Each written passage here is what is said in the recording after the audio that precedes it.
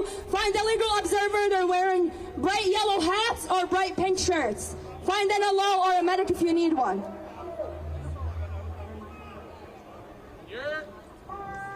Also, one more announcement.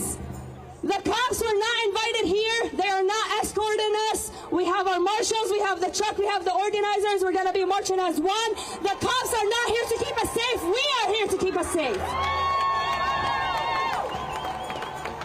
So free, free Palestine! Free, free Palestine! Free, free, free Palestine! Free, free Palestine! Free, free Palestine! Free, free Palestine! Free, free, free Palestine! Free, free, free Palestine! Free, free Palestine! Free, free Palestine! Free, free, free Palestine! Free, free, free Palestine! From the river to the sea! From the river to the sea! Palestine will be free! Palestine will be free! From the river to the sea! From the river to the sea! Palestine will be free! Palestine will be free! We need you guys out of the way! From the sea to the river! Palestine will live forever! From the sea to the river! Palestine will live forever! There is only one solution! Intifada revolution! There is only one solution!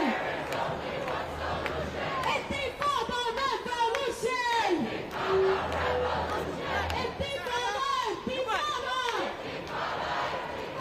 Long live Intifada! Long live Intifada! Intifada! Intifada! Long live Intifada! Long live Intifada! Resistance is justified! Resistance is justified! The people are occupied! The people are occupied! Resistance is justified! Resistance is justified! The people are colonized! The people are colonized! Resistance is justified! Resistance is justified! The people are colonized! The people are colonized! The people are colonized! The people are colonized! Up with liberation! Down with occupation! Up with liberation! Down with occupation! Down with occupation! Up with liberation! Up with liberation! Down with occupation! Down with occupation! Brick by brick, wall by wall! Brick by brick, wall by wall! The occupation got to fall! The occupation got to fall! Brick by brick, wall by wall! Brick by brick, wall by wall! The occupation's got to fall! The occupation's got to fall! The occupation's got to fall! The occupation's got to fall! From Philly to Palestine! From Philly to Palestine! All our struggles intertwined! All our struggles intertwined! From Philly to Palestine! From Philly to Palestine! All our struggles intertwined! All our struggles intertwined! From Philly to Palestine! From Philly to Palestine! All our struggles intertwined! All our struggles intertwined! From Philly to Palestine! From Philly to Palestine! All our struggles intertwined! All our struggles intertwined! All our struggles intertwined! All our struggles intertwined! Free, free Palestine! Free, free Palestine! Free, free, free Palestine! Free, free, free Palestine! Free, free Palestine! Free, free Palestine! Free, free, free Palestine! Free, free, free Palestine! Ali, Ali, Ali, Ali! Ali, Ali, Ali, Ali! Ali, على الثورة علي! علي على الثورة علي! علي علي علي علي! علي على الثورة علي! This chant translates to raise, raise the flag of the revolution, raise the flag of the revolution up high.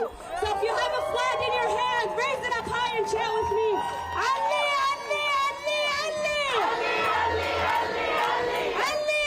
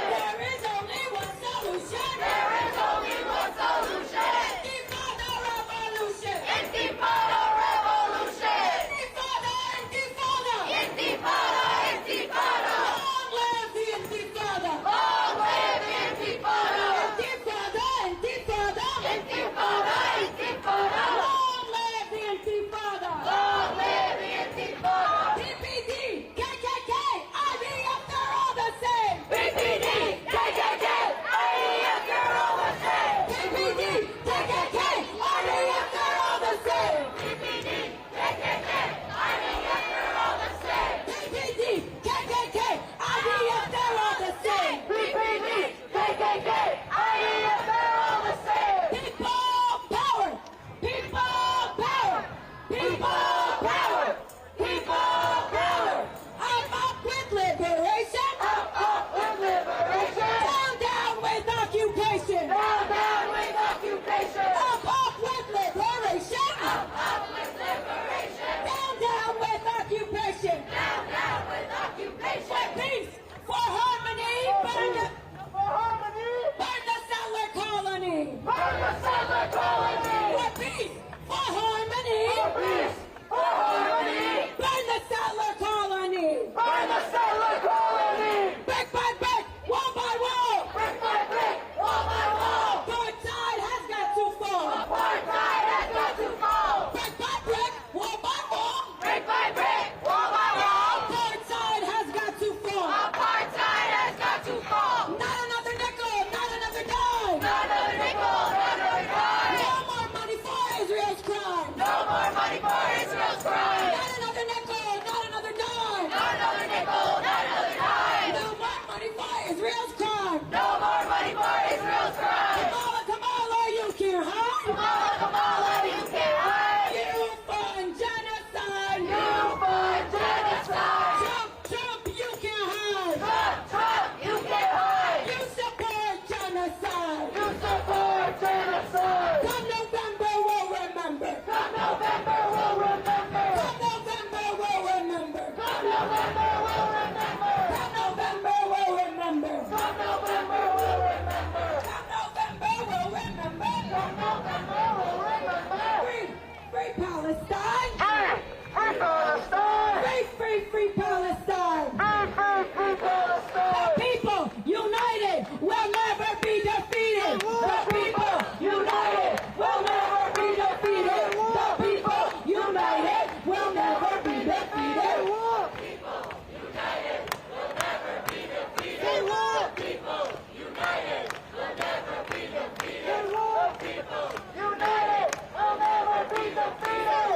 People united will never be defeated! In our thousands, in our millions, in our thousands, in our millions, we are all Palestinian! We are all Palestinian! In our thousands, in our millions, in our thousands, in our millions, we are all Palestinian! We are all Palestinian! In our thousands, in our millions, in our thousands, in our millions, we are all Palestinian! We are all Palestinian! We will honor all our martyrs! We will honor all our martyrs! All the children, sons and daughters! All the children, sons and daughters! We will honor all our martyrs! We will honor all our martyrs! All the children, sons and daughters! All the children, sons and daughters! All the parents, mothers and fathers! All the parents, mothers and fathers! We will honor all our martyrs! We will honor all our martyrs! 1, 2,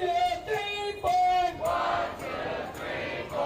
Occupation no more! Occupation no more! 5, 6, 7, 8! 5, 6, 7, 8! Israel is a settler state! Israel is a settler state! We want justice, we want peace! We want justice, we want peace! Hands off the Middle East! Hands off the Middle East! We want justice, we want peace! We want justice, we want peace! Hands off the Middle East! Hands off the Middle East! When Gaza is under attack, what do we do? Stand up, fight back! When Gaza is under attack, what do we do? Stand up, fight back! What do we do? Stand up, fight back! What do we do? Stand up, fight back! What do we do? Stand up, fight back! What do we do? Stand up, fight back! In our thousands, in our millions! In our thousands, in our millions! We are all Palestinian! We are all Palestinian! In our thousands, in our millions! In our thousands, in our millions! We are all Palestinian! We are all Palestinian! From the river to the sea! From the river to the sea! Palestine will be free! Palestine will be free! I'm going to interrupt our broadcast for just a little bit and ask people to please stay behind the banners. I promise that is for your safety before anybody else's. Please stay behind the banners. From the river to the sea! From the river to the sea! Palestine will be free! Palestine will be free! From the sea to the river! From the sea to the river! Palestine will live forever!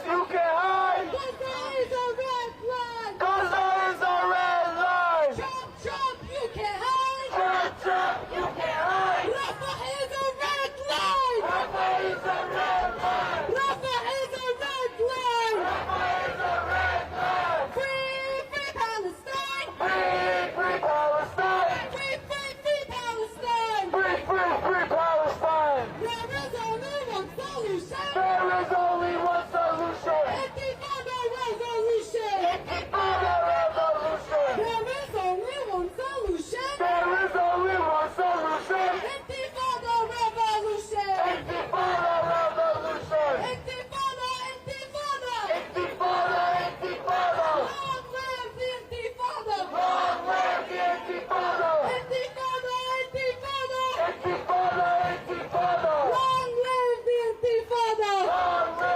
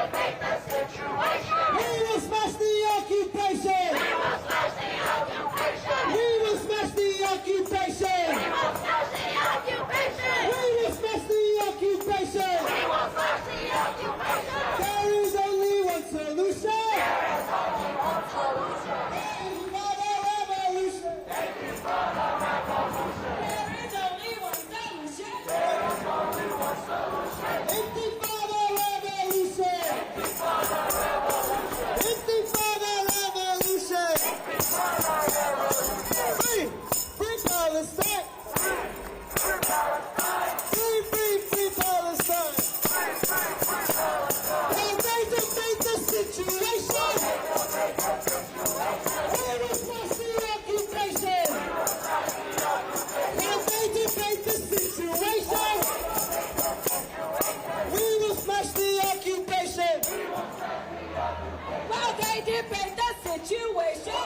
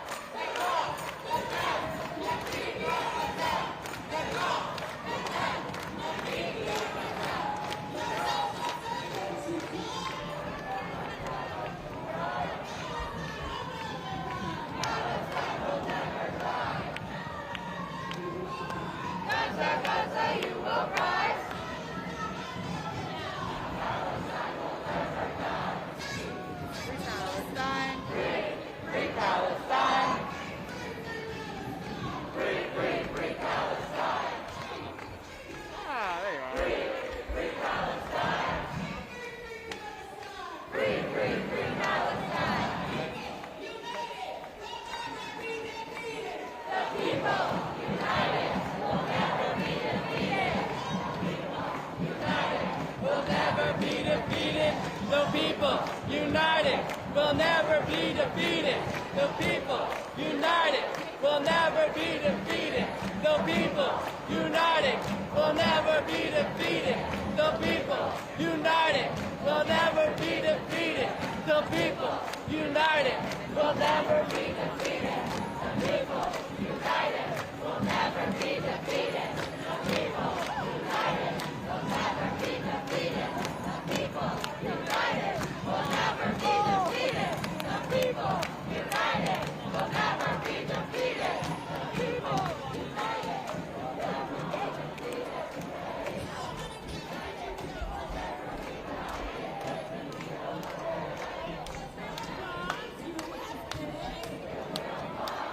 How many kids did you kill today?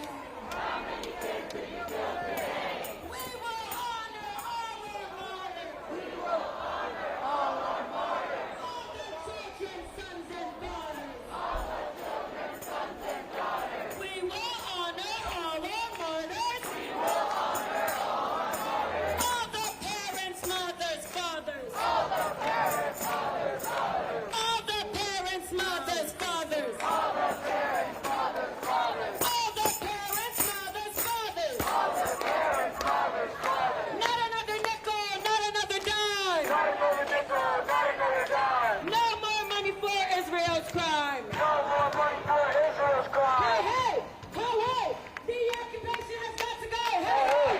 oh, the occupation has got to go. Hey, hey, oh, the occupation has got to go. Hey, hey, oh, the occupation has got to go. Hey, hey, oh, the occupation has got to go. Hey, hey, oh, the occupation has got to go. Hey, We hey, will free Palestine. we will free Palestine Within our lifetime. within our lifetime. We will free Palestine. We will free Palestine Within our lifetime. within our lifetime. Resistance is justified Resistance is justified when people are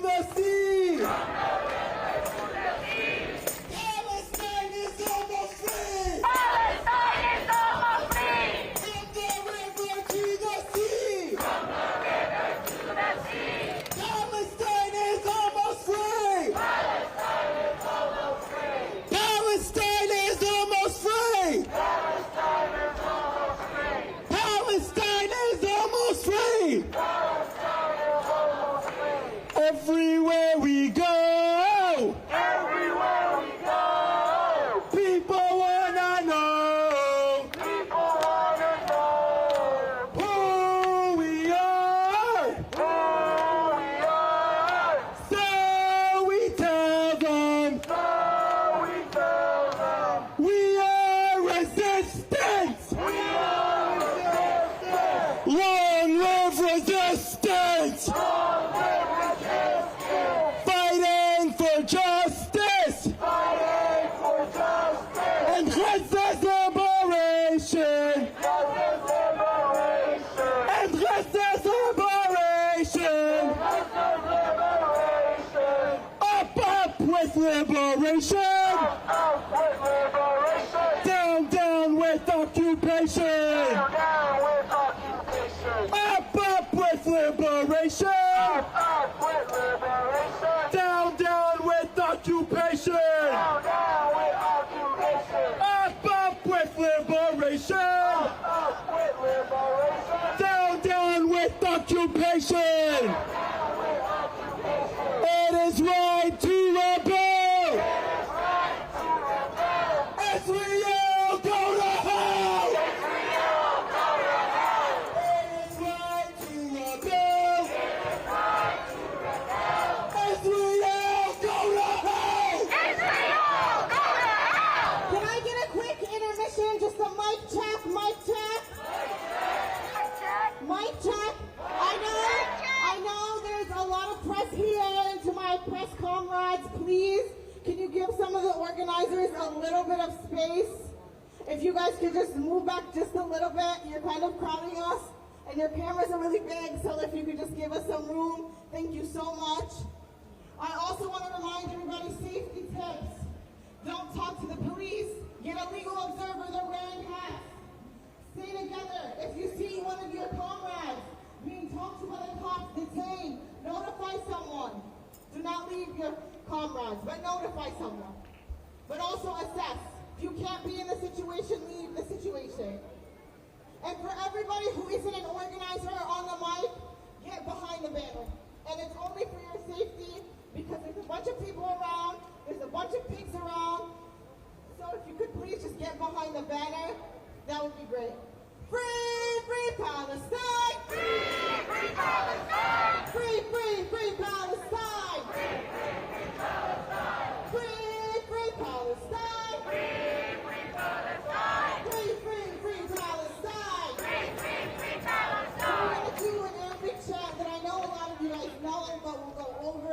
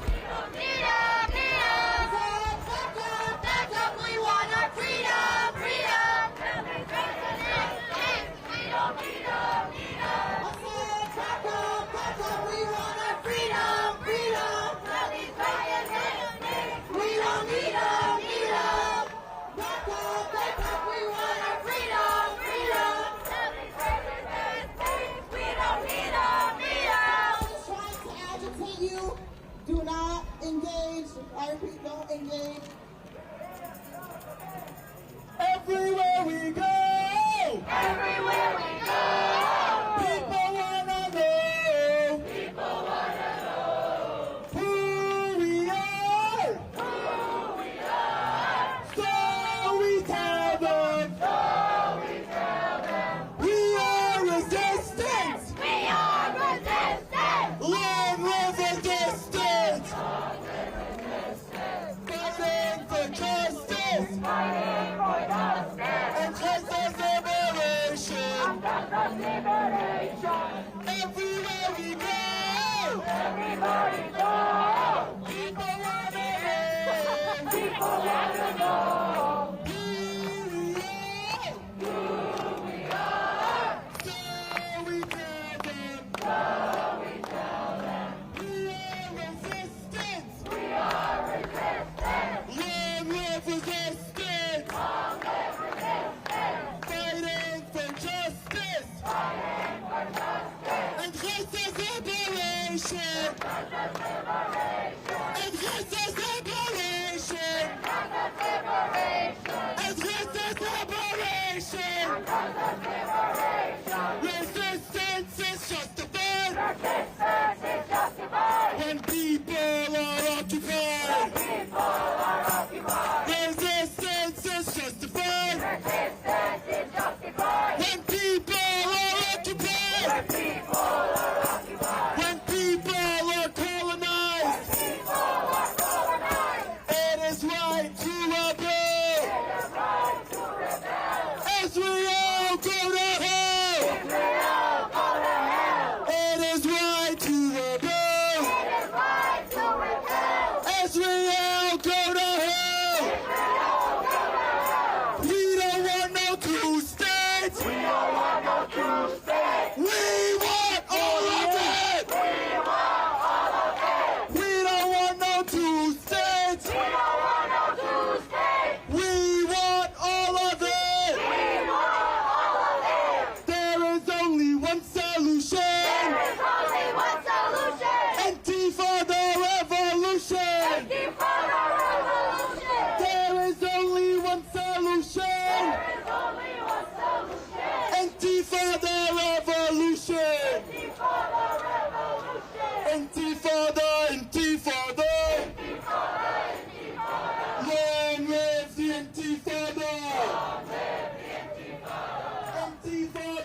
Intifada! Long live the Intifada! Long live the Intifada! Long live the Intifada! Long live the Intifada! Long live the Intifada! Long live the Intifada! From the river to the sea! Palestine is almost free! Palestine is almost free! From the river to the sea! From the river to the sea! Palestine is almost free! Palestine is almost free! من المياه للمياه! المياه للمياه! فلسطين عربية! فلسطين عربية! من المياه للمياه! المياه للمياه! فلسطين عربية!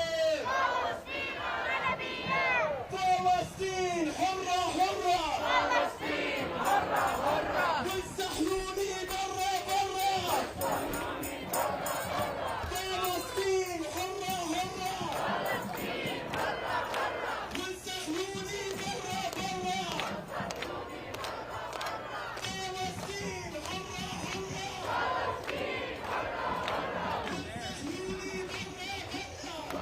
والصهيوني برا برا! بدنا نحكي عن المكشوف! بدنا نحكي عن المكشوف. صهيوني ما بدنا نشوف! صهيوني ما بدنا نشوف. بدنا نحكي عن المكشوف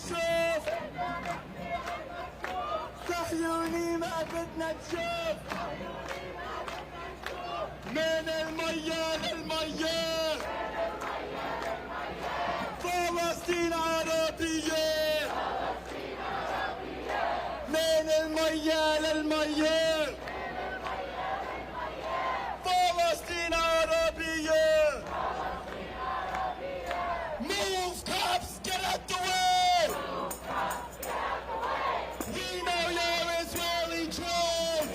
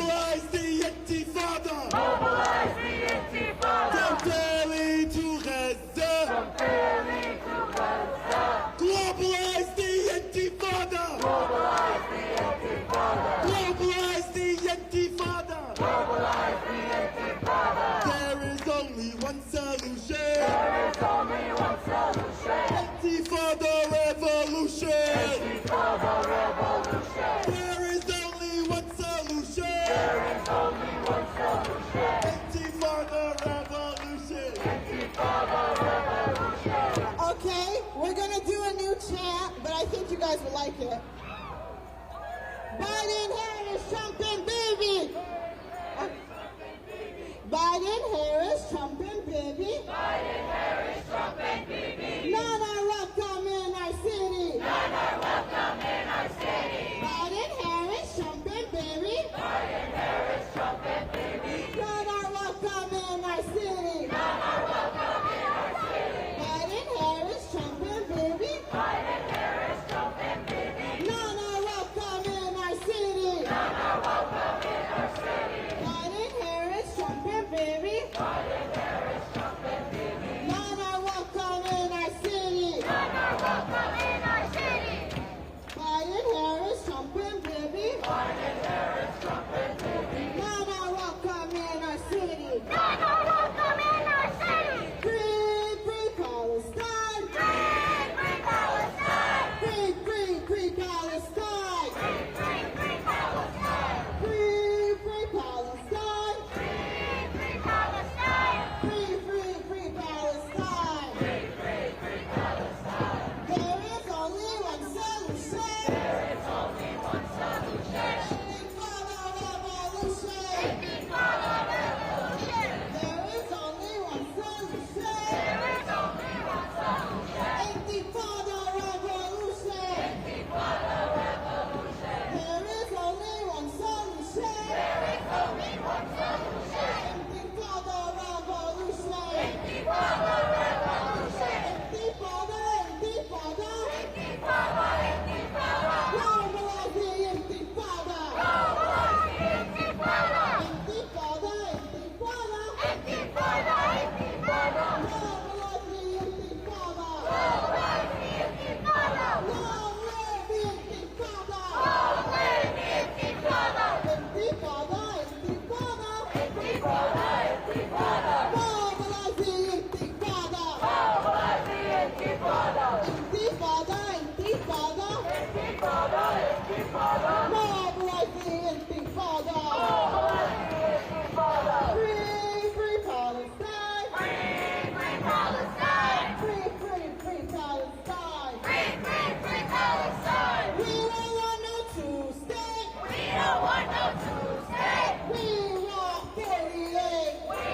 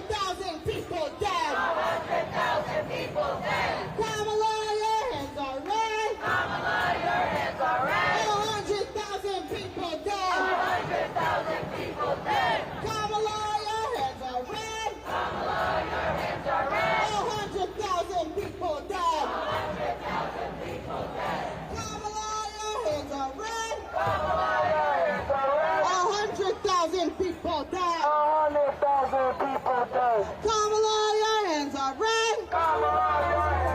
100,000 people dead. 100,000 people dead. We will free Palestine. We will free Palestine. Within our lifetime. Within our lifetime. We will free Palestine. We will free Palestine. Within our lifetime.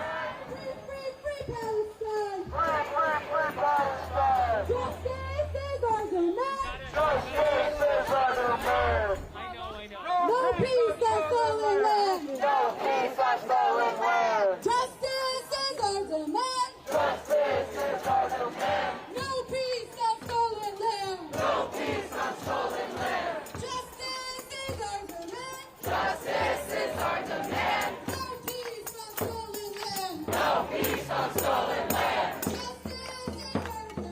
Justice is our demand.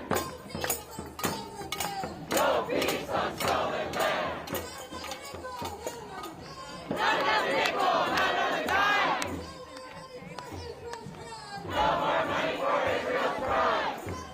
Not another nickel, not another dime. No more money for Israel's crime. No more money for genocide. Ali, Ali, Ali, Ali. Ali, Adam الثورة Ali. Ali, Ali, Ali, Ali. Ali, Adam الثورة Ali.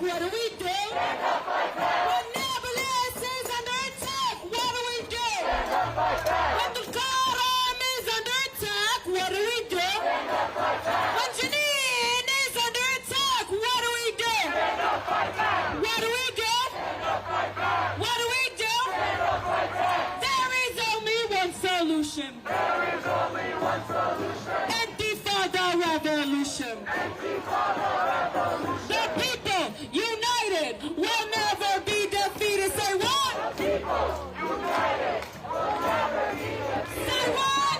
United will never be defeated. Say what?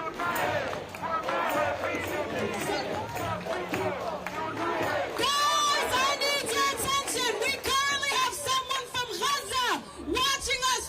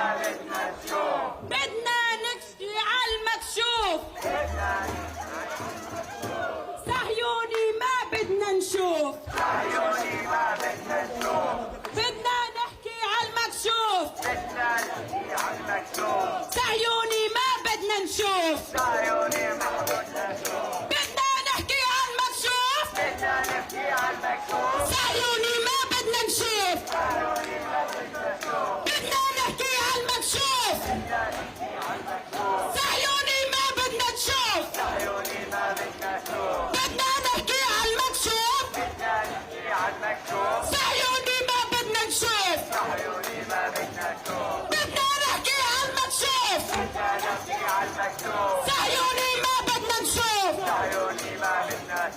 باب الأقصى من حديد ما بيفتح إلا الشهيد وباب الأقصى من حديد ما بيفتح إلا الشهيد باب الأقصى من حديد ما بيفتح إلا الشهيد من المية للمية فلسطين عربية من المية للمية فلسطين عربية وعلي علي علي علي علي علم الثورة علي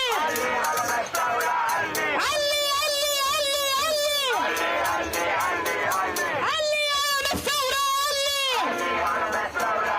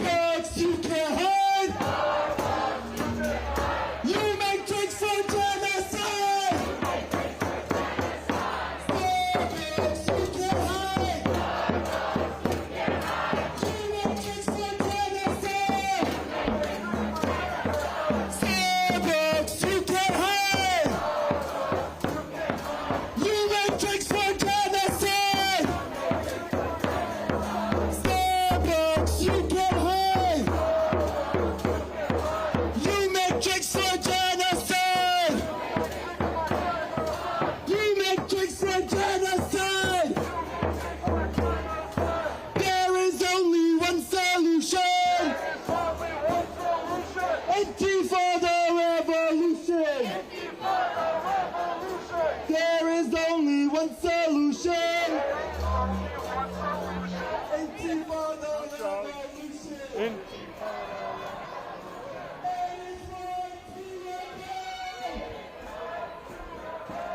NYPD go to hell. It is right to rebel. PPD go to hell. It is right to rebel.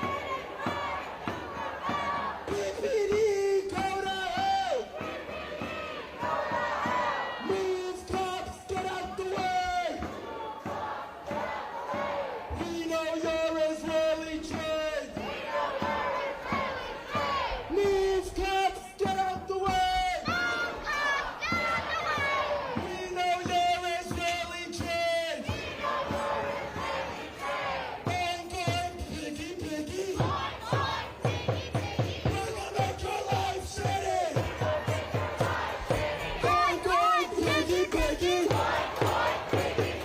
We gonna make your life shitty. Bang, bang, piggy, piggy. We gonna make your life shitty. 1, 2, 3, 4, 5, 6, 7, 8, 9, 10, 11, 12. 1, 2, 3, 4, 5, 6, 7, 8, 9, 10, 12. 1, 2, 3, 4, 5, 6, 7, 8, 9, 10, 12. 1, 2, 3, 4, 5, 6, 7, 8, 9, 10, 12. Oink, oink, piggy, piggy. We gonna make your life shitty. Viva, viva Palestina! Viva, viva Palestina! Basta, basta Israel! Lucha, lucha Palestina! Lucha, lucha Palestina! Viva, viva Palestina! Viva, viva Palestina! Free, free Palestine!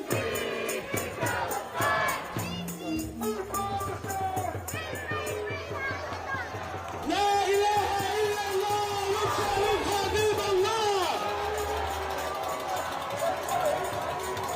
La ilaha illallah! Wajahid Habiballah! La ilaha illallah! وشهد حبيب الله لا إله إلا الله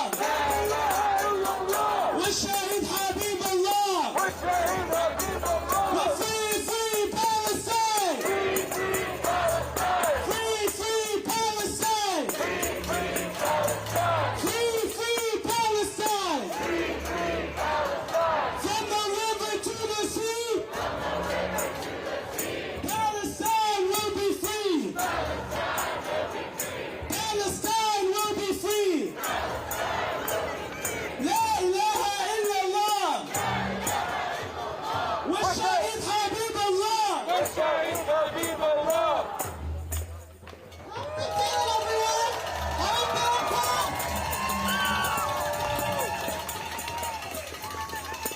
Is anyone tired? Are we ready to go home? Okay. I know some people don't like speeches, but we have a speech. So our first speaker is Anas, all the way from New York. Hello everyone. You know, some of you I recognize from the National March, believe it or not.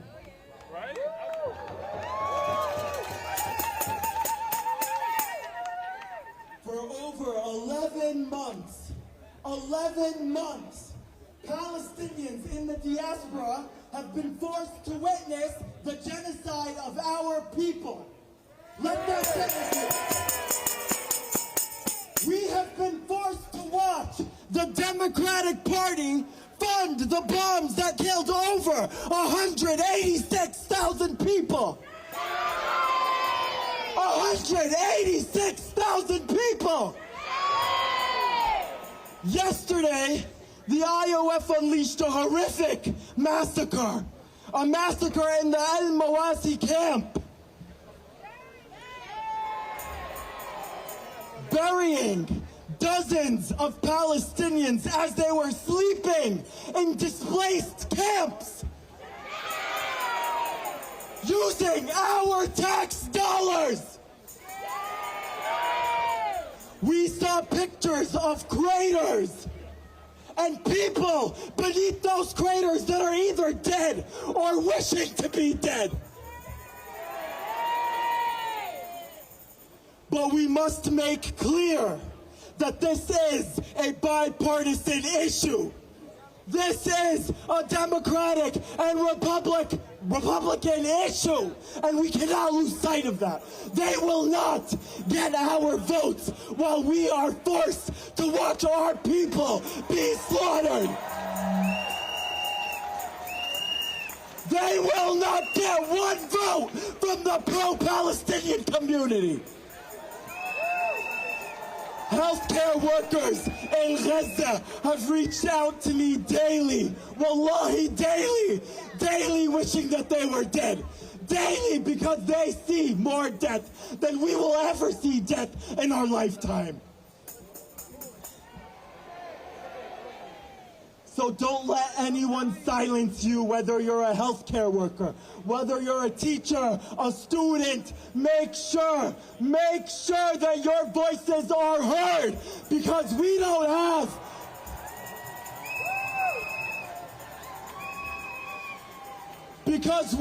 have bombs dropping on our heads daily. We have it easier. So all they can do, they can try to silence us. They can try to remove us from Instagram. They can expel us from schools. They can expel us from hospitals. But that will not stop us from resisting, because Palestinians in Gaza, Palestinians in the West Bank, our resistance, our people taught us resilience and resistance. And we will continue every single day to resist this imperialism.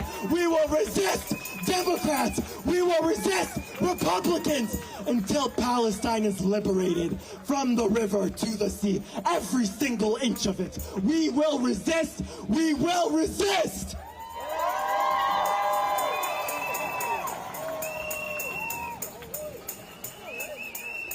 And wallahi, it makes me so proud to be in Philly and to see the turnout that came out here today. Wallah, it means a lot to me and to every single Palestinian. You guys have no idea. Next time, bring a friend. Keep organizing. Keep coming out to the streets.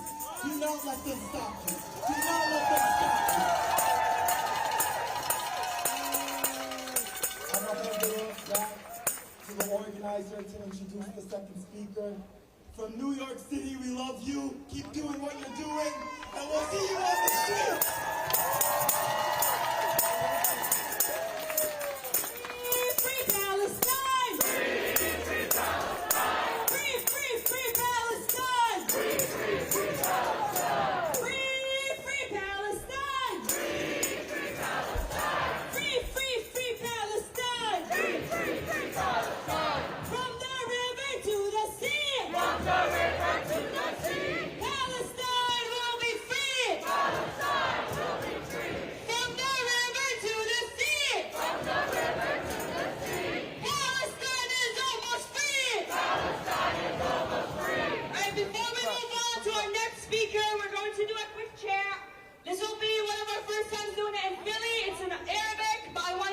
After me. For this one, we want to let everyone know that we're not only marching for a ceasefire and an arms embargo to free Palestine, we are marching for the right of return for every single Palestinian in the diaspora. So for every single Palestinian returns to the war, we will not stop fighting, we will not stop resisting until we take back our land from the river to the sea.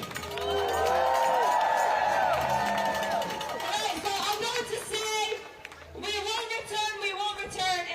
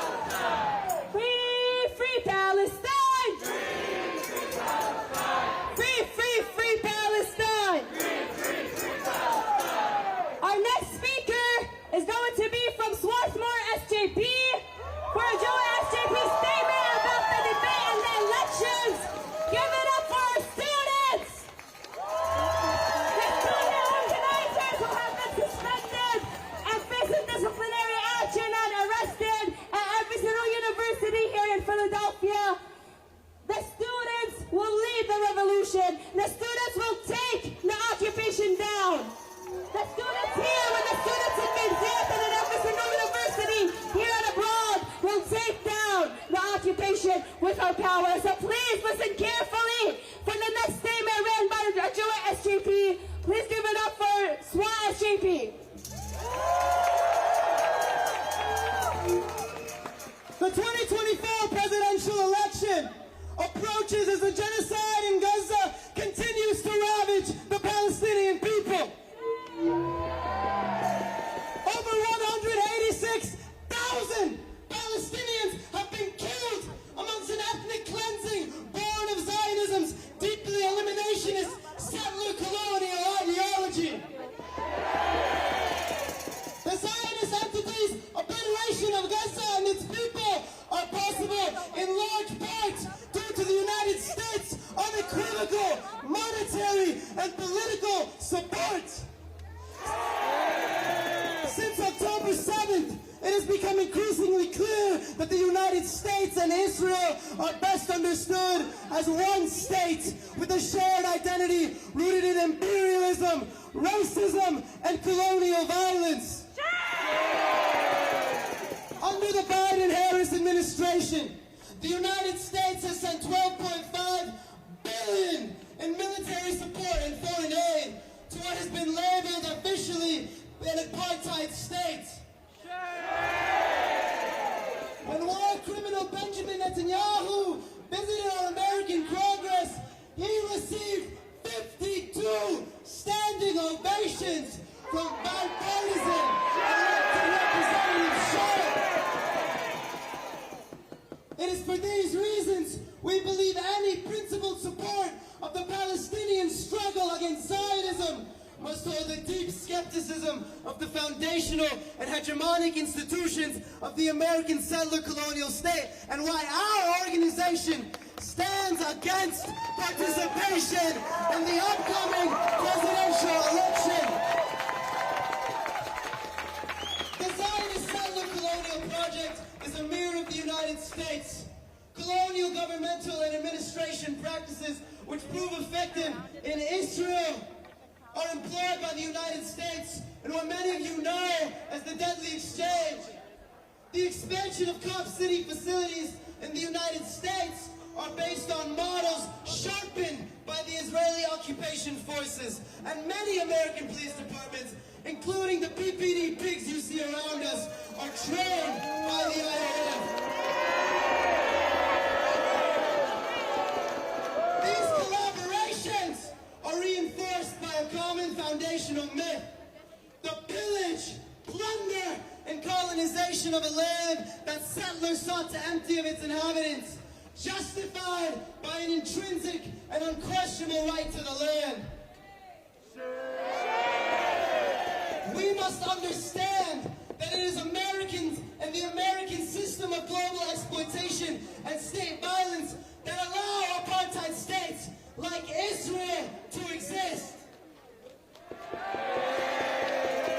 As an organization dedicated to Palestinian liberation, firmly rooted in decolonial principles, Students for Justice in Palestine resolutely rejects the legitimization and participation in the presidential election.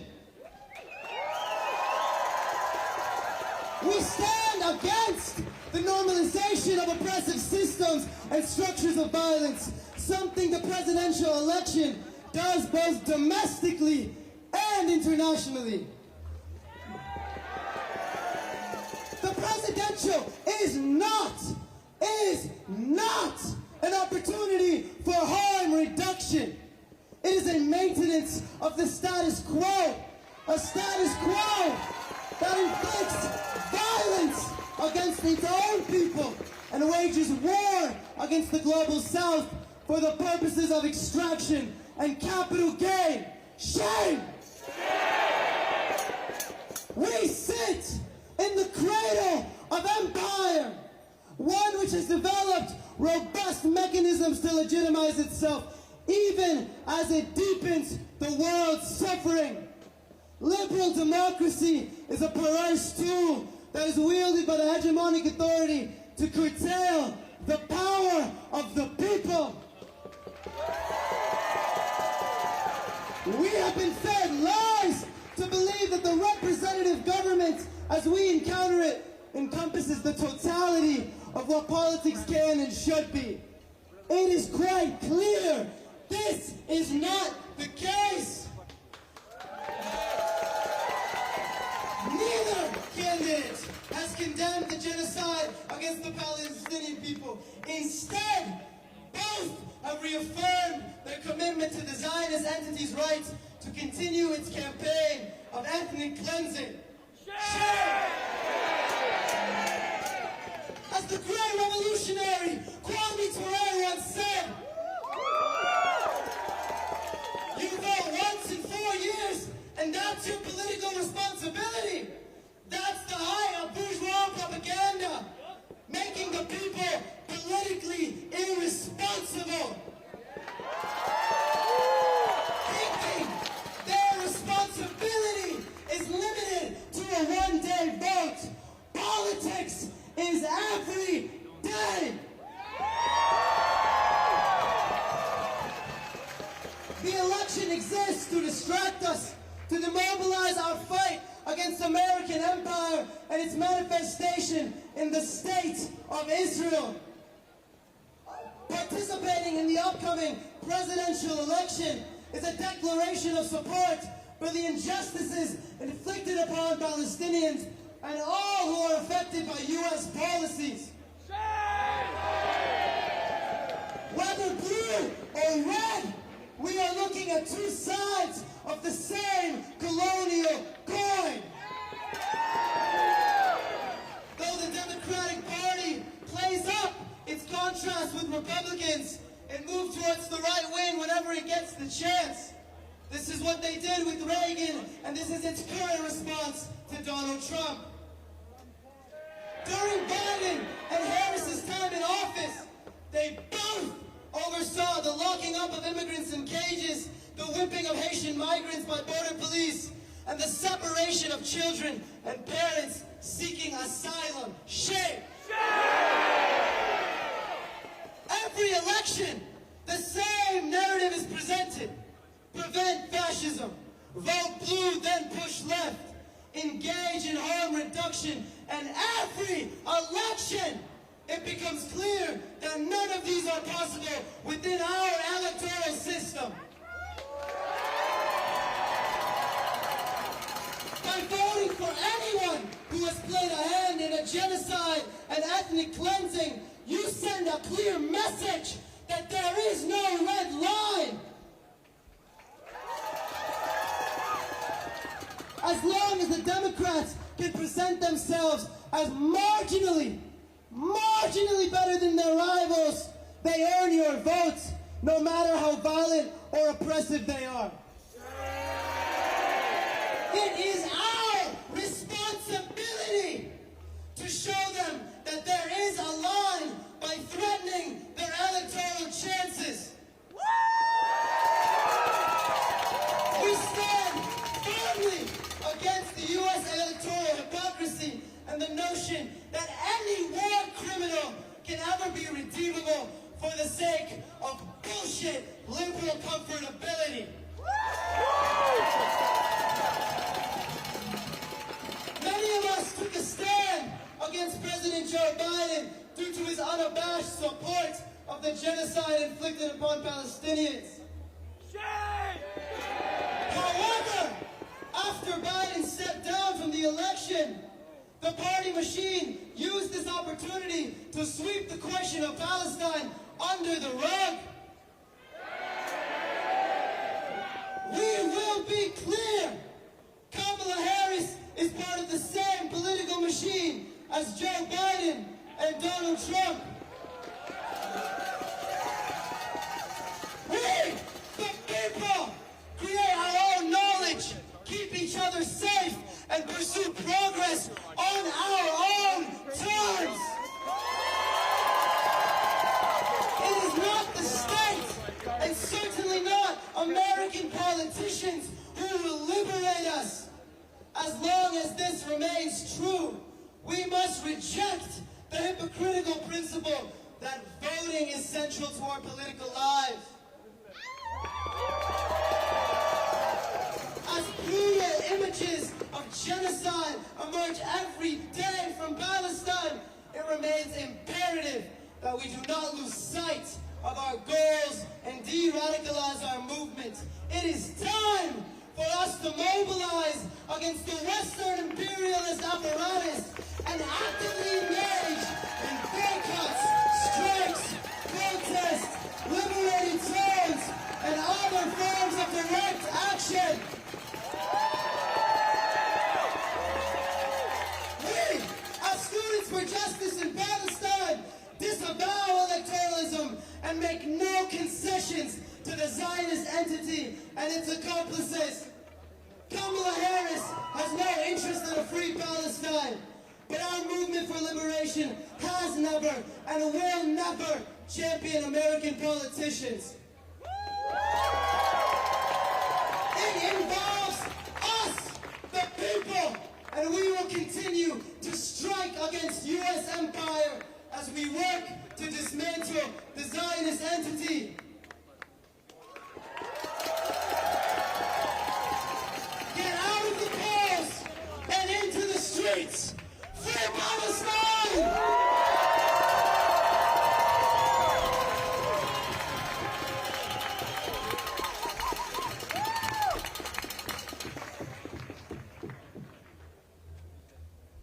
Are we still pumped up? Are we ready to go home? I thought y'all were going to say yes. I would be very disappointed. We have our next speaker. It's the Alliance Against Imperialism. Let's do a chant, y'all. From Palestine to the Philippines. Palestine to the Philippines. Stop the U.S. war machine. Stop the U.S. war machine. Make some noise if you love Palestine.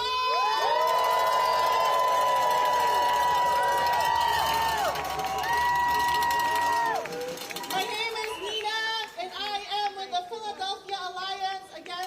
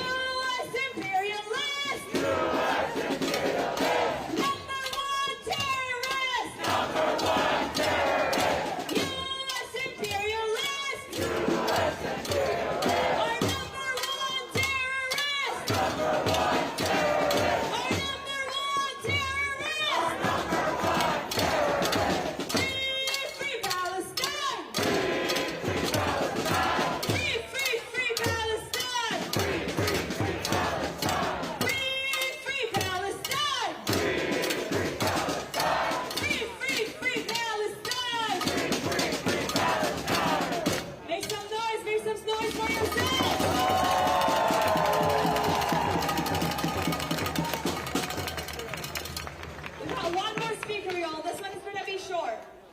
We're going to be reading a statement from the Lion's Den, the cradle of resistance in Palestine, because although these marches are very important, these protests and these direct actions and these organizational marches are very important to hold ourselves accountable, because we are all complicit in the genocide. But we know that these marches are not going to free Palestine, the resistance will. The Palestinians, resistance in the motherland will free Palestine. These marches are for us to hold ourselves accountable and hold our institutions and our country accountable for being complicit in the genocide, because we are all funding it. Whether you're a student paying tuition or a worker getting your paycheck and your tax deducted every paycheck, all of us are paying for this genocide, every single one of us. So as you march, you want to keep that in mind, that you yourself are funding the occupation. You yourself are funding the bombs that are being dropped. And although these protests are very important, we are holding ourselves accountable for what we are paying for. We know that the resistance back home will free Palestine.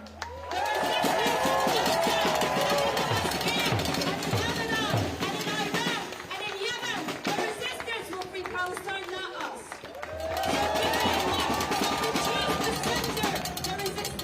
So we're going to be reading a statement from the Lion's Den, one of the leading resistance cradles in Palestine. And I want you all to listen carefully and fathom those words, because those words are directed to us, the people who are in the country, in the belly of the beast that is funding this genocide. These words are from the resistance fighters themselves about the election. So please keep that in mind and fathom every single word you hear. Give it up for our next speaker to read the statement.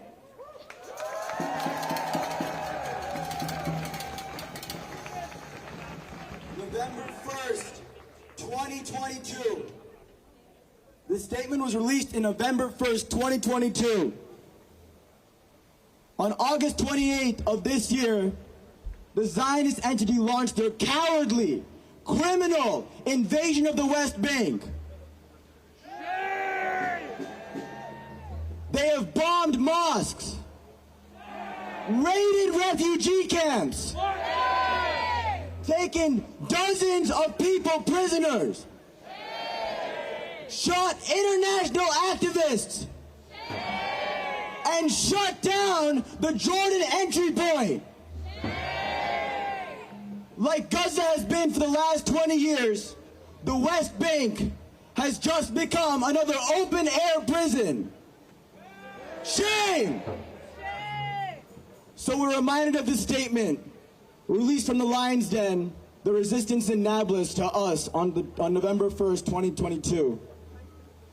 To those who call for peace, look at their elections and you will see their choices.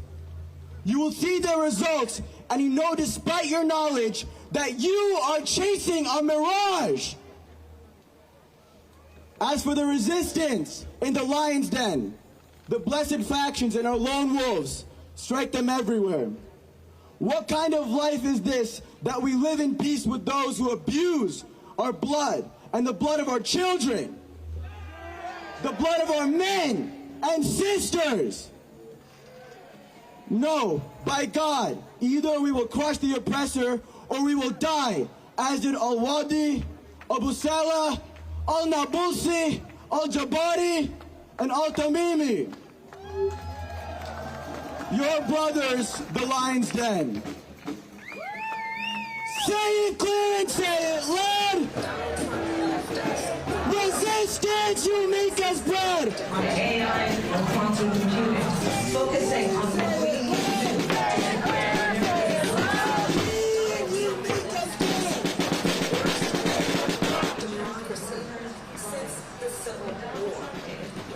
No policy that she believed 3 years ago. She's going to my philosophy now. I was going to send her a MAGA hat.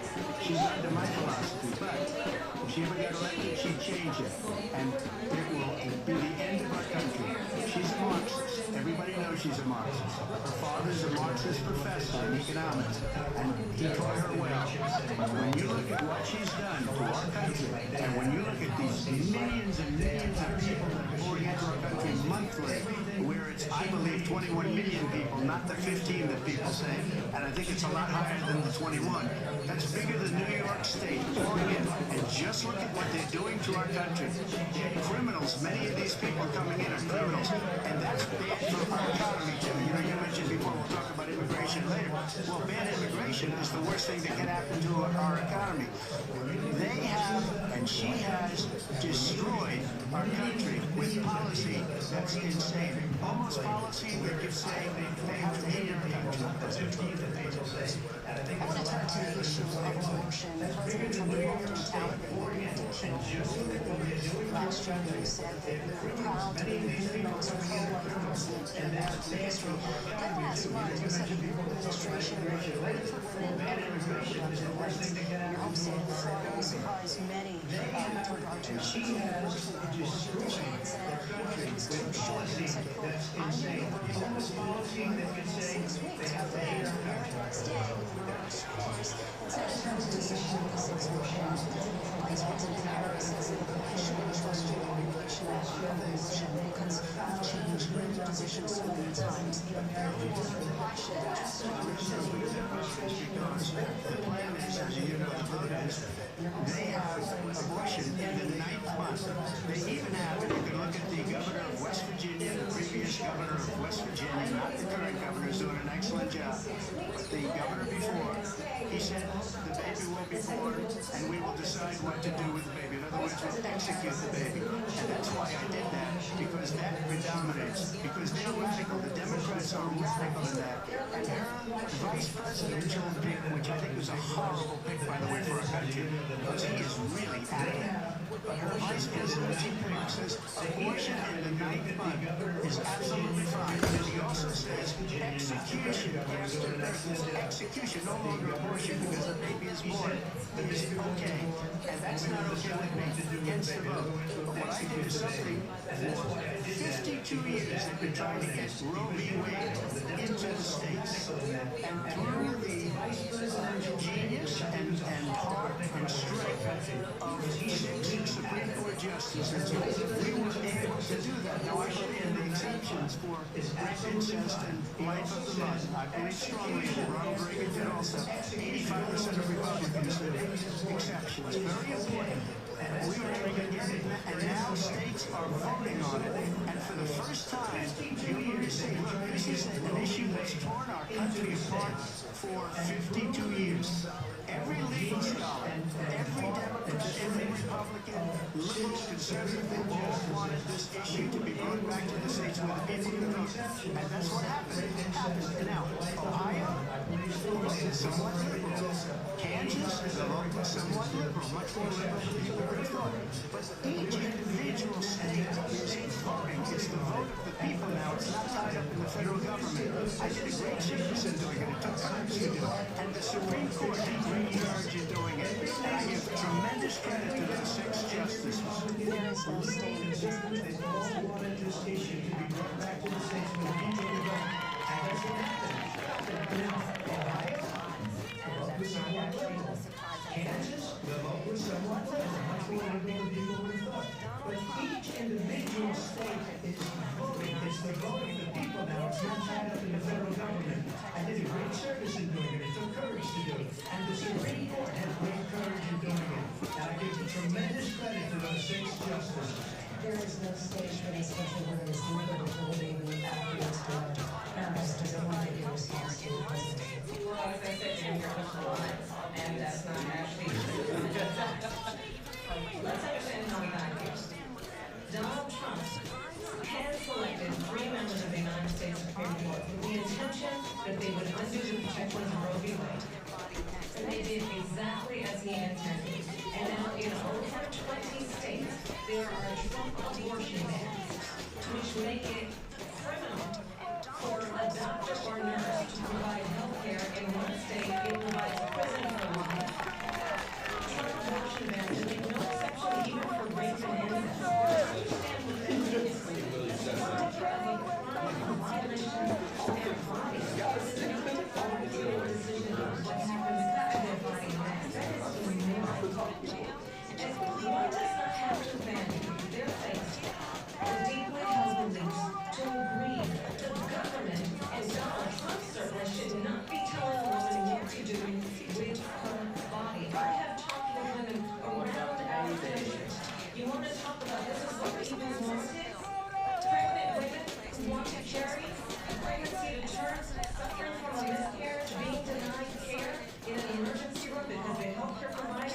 afraid they might go to jail, and she's bleeding out in a car in the parking lot. She didn't want that. Her husband didn't want that.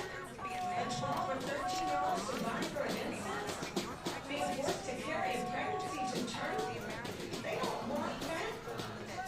And I pledge to you, when Congress passes a bill in place for protections of Roe v. Wade, as President of the United States, I will proudly sign it into law. But understand, if Donald Trump were to be reelected, he would sign a national abortion ban. Understand, in his Project 2025, there would be a national abortion monitor that would be monitoring your pregnancies, your miscarriages. I think the American people believe that certain freedoms, and particularly the freedom to make decisions about your body, should not be made by the government. Thank you, Vice President Harris. Abortion was again, it's a lie. I'm not signing a ban, and there's no reason to sign a ban, because we've gotten what everybody wanted. Democrats, Republicans, and everybody else, and every legal scholar wanted it to be brought back into the states, and the states are voting. And it may take a little time, but for 52 years, this issue has torn our country apart. And they wanted it back in the states, and I did something that nobody thought was possible. The states are now voting. What she says is an absolute lie. As far as the abortion ban, no, I'm not in favor of abortion bans, but it doesn't matter, because this issue has now been taken over by these laws. Would you veto the national abortion ban? Well, we have to, because again, it's number one, she said she'll go back to Congress, she'll never get the vote. It's impossible for her to get the vote, especially now with 50-50, essentially 50-50 in both Senate and the House. She's not going to get the vote. She can't get the vote. She won't even come close to it. So it's just not. You know what it reminded me of when they said they're going to get student loans terminated, and it ended up being a total catastrophe. The student loans, and then her, I think probably her boss, if you call him a boss, he spends all his time in the beach. Her boss went up and said, look, we'll be the different way. He went out, got rejected again by the Supreme Court. So all these things got taunted with this whole thing about this whole idea. And how unfair that was in one of the reasons they lost. To the millions of people that had to pay off their student loans, they didn't get it for free. But they were saying it's the same way that they talked about that they talked about abortion. If I could just get a yes or no, because the one lady, Jason Vance, that said that you would veto it if you did. Well, I did discuss it with JD, in all fairness, JD, and I don't mind if he has a certain view, but I think he was speaking for me, but I really didn't. We don't have to discuss it, because she'd never be able to get it, just like she couldn't get student loans. They couldn't get student loans. They didn't even come close to getting student loans. They taunted young people and a lot of other people that had loans. They didn't even disapprove. So it doesn't matter what she says about going to Congress. They're wonderful. Let's go to Congress, do it. But the fact is that for years they wanted to get it out of Congress and out of the federal government. And we did something that everybody said couldn't be done. And now you have a vote of the people on abortion. Vice President Harris, thank you for your time to respond, but I do want to ask you, would you support any restrictions on women's right to abortion? I absolutely support reinstating the protections of Roe v. Wade, and as you rightly mentioned, nowhere in America is a woman carrying a pregnancy to term and asking for an abortion. That is not happening. It's insulting to the women of America. And understand what has been happening under Donald Trump's abortion ban. Couples who pray and dream of having a family are being denied IVF treatment. What is happening in our country? Working people, working women, who are working 1 or 2 jobs, who can barely afford child care as it is, have to travel to another state to get on a plane sitting next to strangers to go and get the health care she needs. Barely can afford to do it, and putting her through is unconscionable. And the people of America have not, the majority of Americans believe in a woman's right to make decisions about her own body, and that is why in every state where this issue has been on the ballot in red and blue states both, the people of America have voted for freedom. Vice President Excuse me, I have to respond. Another line. It's another line. I've been a leader on IVF, which is fertilization. The IBF, I have been a leader. In fact, when they got a very negative decision from the Alabama courts, I saw the people of Alabama and the legislature 2 days later voted it in. I've been a leader on it. They know that, and everybody else knows it. I have been a leader on fertilization, IVF, and the other thing. Yes, it is. I just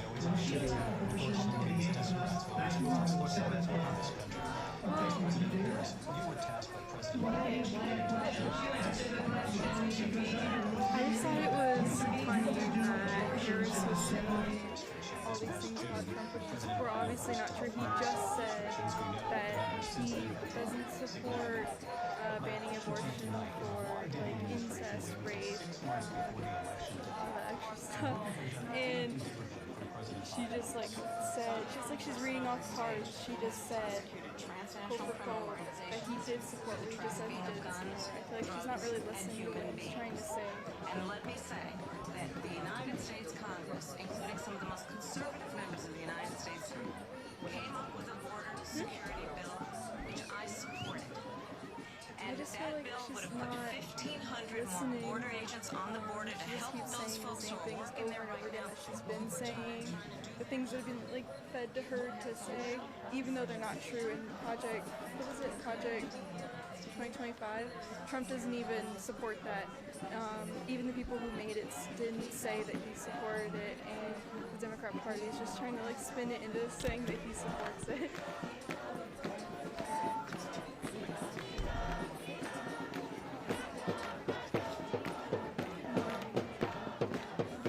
Well, COVID obviously like hurt the economy a lot, but Trump tried to leave jobs in the economy in a way that they would drop back, which we saw that during the Biden presidency, jobs that came back, and they like to claim that that was their doing, but it really wasn't. He's good. He's really funny. I like what he's saying. He's keeping us all entertained and like listening to what he's saying.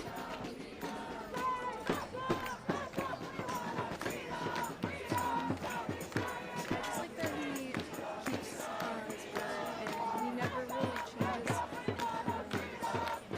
says. He doesn't like waver his opinions, sort of way. He kind of sticks to what he believes and he speaks from what he really thinks. So when you speak the truth, you don't have to keep up with all of their lies. Just like Harris, she's been lying about things. She says things that she really believes and she goes back and she changes it. I feel like Trump just sticks to his word and he always says the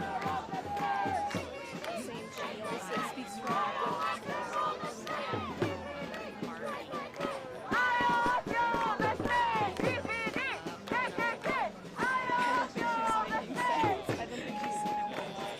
I need to know the real age. 54. Okay, 54 years old. Yeah.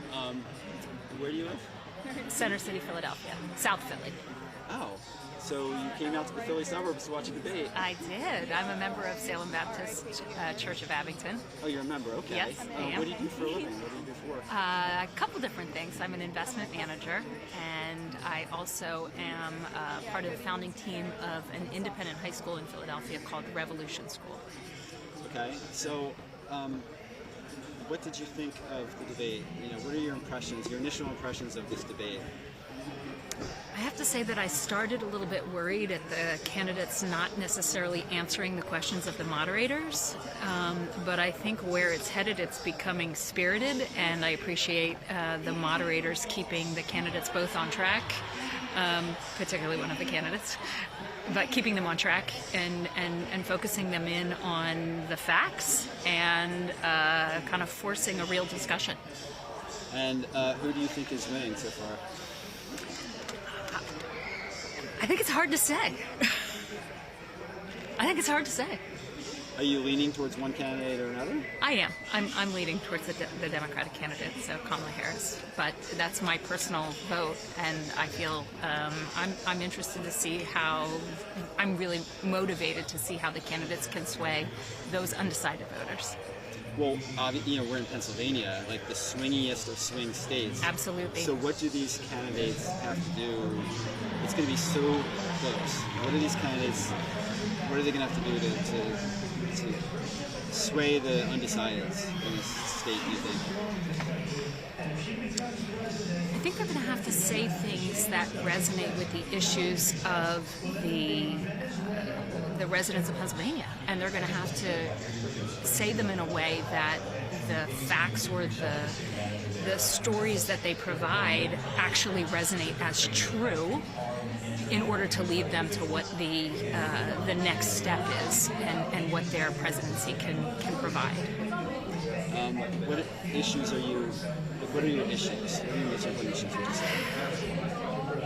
You know, for me, women's rights is a very important issue. Obviously, I think that's probably for any women voters, that's an important one.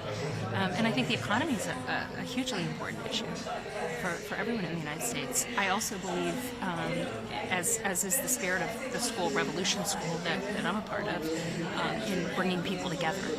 And I think that's very important for our country to have a united dialogue and one that is not divisive.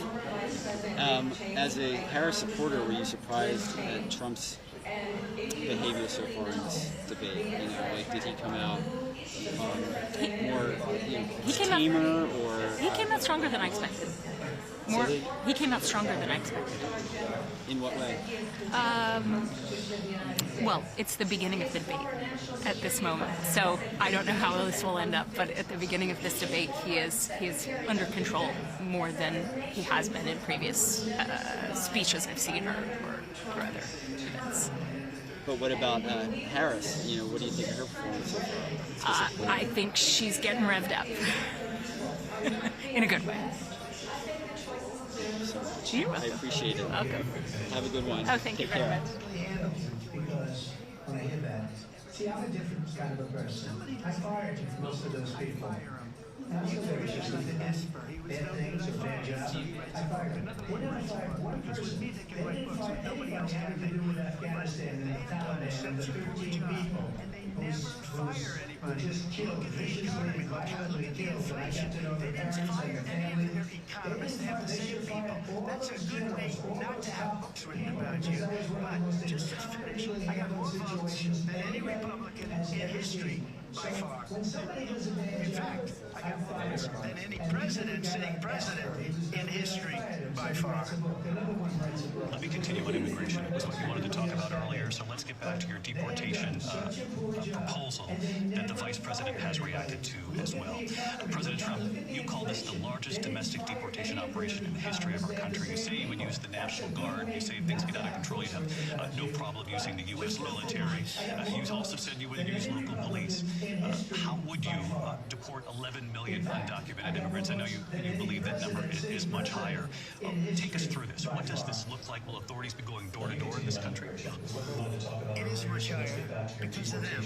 They allowed criminals, many millions of criminals. They allowed terrorists. They allowed common street criminals. They allowed people to come in, drug dealers, to come into our country, and then now in the United States and told by their countries like Venezuela, don't ever come back or we're going to kill you. You know that crime in Venezuela and crime in countries all over the world is way down. You know why? Because they've taken their criminals off the street and they've given them to her to put into our country. And this will be one of the greatest mistakes in history for terrorists. And I think they probably did it because they think they're going to get people to come in, drug dealers, to come into our country, and they're now in the United States and told by their countries like Venezuela, don't ever come back or we're going to kill you.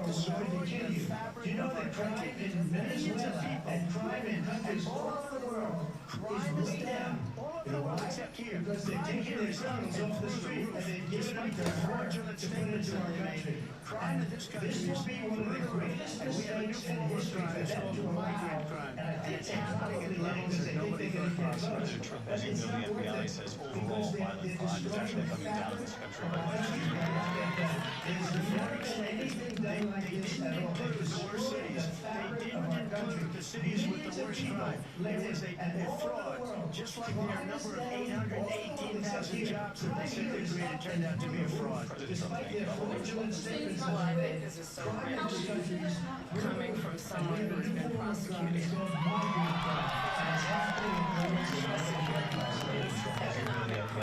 Election interference. Excuse me, they were defrauding statements. They didn't include the worst cities. They didn't include the cities with the worst crime. It was a fraud. Just like their number of 818,000 jobs that they said they created turned out to be a fraud. Well, I think this is so rich coming from someone who has been prosecuted for national security, economic, election interference, has been found liable for sexual assault, and his next big court appearance is in November at criminal sentencing. And let's be clear, where each person stands on the issue of what is important about respect for the rule of law and respect for law enforcement, the former Vice President called for defunding federal law enforcement 45,000 agents. Get this, on the day after he was arraigned on 34 felony counts.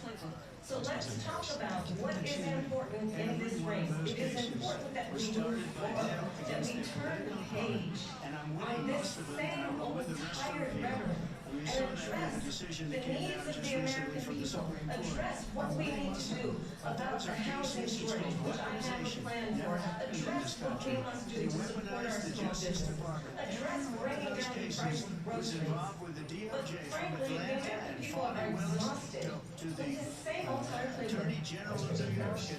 Excuse me.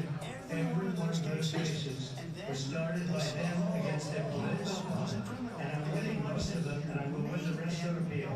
When you saw that with the decision that came down just recently from the Supreme Court, I'm winning most of them. But those are cases of weaponization. Never happened in this country. They weaponized the Justice Department. Every one of those cases was involved with the DOJ from Atlanta and Fawny Willis to the Attorney General of New York, to the DA. Every one of those cases. And then they said, oh, he was a criminal. This one's in and go after me. Was found essentially guilty on the documents case. And what happened in my documents case? They said, oh, that's the toughest of the law. A complete and total victory 2 months ago was thrown out. It's weaponization, and they use it, and it's never happened in this country.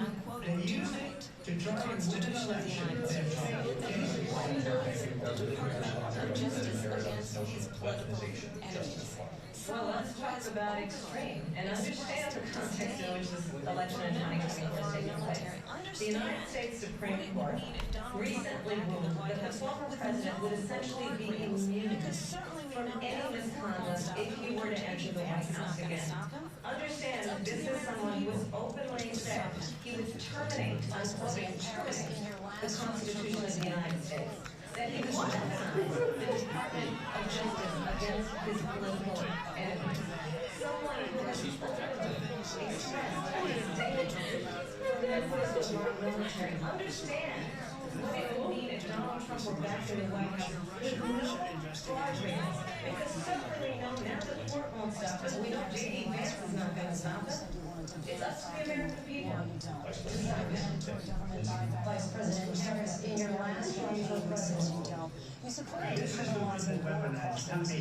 She weaponized. I probably took a bullet to the head because of the things that they say about me. They talk about democracy. I'm a threat to democracy. They're the threat to democracy. It's a fake Russia investigation that went nowhere. Vice President Harris, in your last run for president, you said you wanted to ban fracking as Vice President of the United States. And in fact, I was a time-breaking vote on the Inflation Reduction Act. You support decriminalizing border crossings. My position is that we have got to invest in diverse sources of energy so we reduce our reliance. So my values have not changed, and I'm going to discuss every one of it, at least every point that you've made. But in particular, let's talk about fracking because we're here in Pennsylvania. I made that very clear in 2020. I will not ban fracking. I have not banned fracking as Vice President of the United States, and in fact, I was the tie-breaking vote on the Inflation Reduction Act, which opened new leases for fracking. My position is that we have got to invest in diverse sources of energy so we reduce our reliance on foreign oil. We have had the largest increase in domestic oil production in history because of an approach that recognizes that we cannot over-rely on foreign oil. As it relates to my values, let me tell you, I grew up a middle-class kid raised by a hardworking mother who worked and saved and was able to buy our first home when I was a teenager. The values I bring to the importance of home ownership, knowing not everybody got handed $400 million on a silver platter and then filed bankruptcy 6 times, is a value that I bring to my work to say we are going to work with the private sector and home builders to increase 3 million homes, increase by 3 million homes by the end of my first term. My work that is related to having a plan and my focus then on protecting women and children from violent crimes is based on a value that is deeply grounded in the importance of standing up for those who are most vulnerable. My work that is about protecting Social Security and Medicare is based on long-standing work that I have done, protecting seniors from scams. My values have not changed. And what is important is that there is a president who actually brings values and a perspective that is about lifting people up and not beating people down. Even surprised. And so we don't have to talk about that. Fracking, she's been against it for 12 years. Defund the police, she's been against that forever. She gave all that stuff up very wrongly, very horribly, and everybody's laughing at it, okay? They're all laughing at it. She gave up at least 12 and probably 14 or 15 different policies. Like, she was big on defund the police. In Minnesota, she went out, wait a minute, I'm talking now. Does that sound familiar? So we don't have to talk about that. She went out. She's been against it for 12 years. Oh my God. Defund the police. She's been against that forever. She gave all that stuff Burned up. down Minneapolis. Very wrong. She went out and raised money to get him out of And jail. everybody's laughing at it. Okay, they're all laughing at it. She gave up at least 12 and probably 14 or 15 different policies left. She was big on defund the police. In Minnesota, she went out where I'm talking now. She went out. She went out in Minnesota and wanted to let criminals that killed people, that burned down Minneapolis. She went out and raised money to get them out of jail. She did things that nobody would ever think of. Now she wants to do transgender operations on illegal aliens that are in prison. This is a radical liberal that would do this. She wants to confiscate you guys, and she would never allow fracking in Pennsylvania. If she won the election, fracking in Pennsylvania will end on day one. Just to finish one thing, it's all worked in my opinion. So I got the oil business going like nobody's ever done it before. When they took over, they got rid of it, started getting rid of it, and prices were going up the roof. They immediately let these guys go to where they were. I was just 5 times, 4 times, 5 times higher. When you talk about 3.5 years ago, they got it up to where I was. Because the prices of energy were quadrupling. We have an election in just 56 days. So they said, let's go back to Trump. But if she won the election, the day after that election, they'll go back to destroying our country. And oil will be dead, fossil fuel will be dead. Mr. President, on January 6th, We'll go back to solar, where they need a whole desert to get some energy to come out. You ever see a solar plant? By the way, I'm a big fan of solar. But they take 400, 500 acres of desert soil. These are not good things for the environment that you have to see. Billy, thank you. We have an election in just 56 days. And I want to talk about the peaceful transfer of power, which, of course, we all know is a cornerstone of our democracy and the role of the president in a moment of crisis. Mr. President, on January 6th, you told your supporters to march to the Capitol. You said you would be right there with them. The country and the world saw what played out at the Capitol that day, the officers coming under attack. Aides in the West Wing say you watched it unfold on television off the Oval Office. You did send out tweets, but it was more than 2 hours before you sent out that video message telling your supporters to go home. Is there anything you regret about what you did on that day? You just said a thing that isn't covered. Peacefully and patriotically, I said during my speech, not later on. Peacefully and patriotically. And nobody on the other side was killed. Ashley Babbitt was shot by an out-of-control police officer that should have never, ever shot her. It's a disgrace. But we didn't do this group of people that have been treated so badly. I asked, what about all the people that are pouring into our country and killing people? That she allowed to pour in. She was the border zone, remember that. She was the border zone. She doesn't want to be called the border zone because she's embarrassed by the border. In fact, she said at the beginning, oh, I'm surprised you're not talking about the border yet. That's because she knows what a bad job they've done. What about those people? What are they going to be prosecuted? What are these people from countries all over, not just South America? They're coming in from all over the world, David. All over the world. And because of it. One of those people going to be prosecuted. One of the people that burned down Minneapolis going to be prosecuted. Or in Seattle. They went into Seattle. They took over a big percentage of the city of Seattle. One of those people going to be prosecuted. Let me just ask you. Might ask for that question. You were the president. You were watching an unfold on television. It's a very simple question as we move forward toward another election. Is there anything you regret about what you did on that day? Yes, I had nothing to do with that other than they asked me to make a speech. I showed up for a speech. I said, I think it's going to be good. I went to Nancy Pelosi and the mayor of Washington, D.C. I wasn't responsible for security. Nancy Pelosi was responsible. She didn't do a job. The question was about U.S. President not. I said, I'd like to give you 10,000 National Guard or soldiers. I was the vice president-elect. I was also an acting senator. I was there. And on that day, the president of the United States incited a violent mob to attack our nation's capital, to desecrate our nation's capital. On that day, 140 law enforcement officers were injured, and some died. And understand, the former president has been indicted and impeached for exactly that reason. This is not an isolated situation. Let's remember Charlottesville, where there was a mob carrying tiki torches, spewing anti-Semitic hate. And what did President say? Let's remember that when it came to the Proud Boys, a militia, Former president has been indicted and impeached for exactly that reason.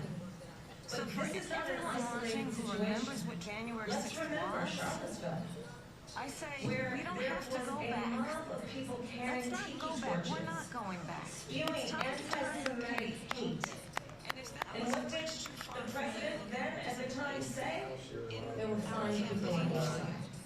Let's remember that when it came to the Proud Boys, a militia, the president said, the former president said, stand back and stand by. So for everyone watching who remembers what January 6th was, I say, you don't have to go back. Let's not go back. We're not going back. It's time to turn the page. And if that was a bridge too far for you, well, there is a place in our campaign for you to stand for country, to stand for our democracy, to stand for rule of law, and to end the chaos, and to end the approach that is about attacking the foundations of our democracy, because you don't want the outcome. And be clear, on Charlottesville, that story has been, as you would say, debunked. Laura Ingraham, Sean Hannity, Jesse, all of these people, they covered it. If they go an extra sentence, they will see it was perfect. It was debunked in almost every newspaper, but they still bring it up, just like they bring 2025 up. They bring all of this stuff up. I ask you this, you talk about the Capitol. Why are we allowing these millions of people to come through on the southern border? How come she's not doing anything? And I'll tell you what I would do, and I would be very proud to do. I would say we would both leave this debate right now. I'd like to see her go down to Washington, D.C. during this debate, because we're wasting a lot of time. Go down to, because she's been so bad, it's so ridiculous. Go down to Washington. Washington, D.C., and let her sign a bill to close up the border because they have the right to do it. They don't need bills. They have the right to do it. The President of the United States, you'll get him out of bed, you'll wake him up at 4 o'clock in the afternoon and say, come on down to the office, let's sign a bill. If he signs a bill that the border is closed, the extending the border. I'd like to see her go down to Washington, D.C. during this debate because we're wasting a lot of time. Go down because she's been so bad and so ridiculous.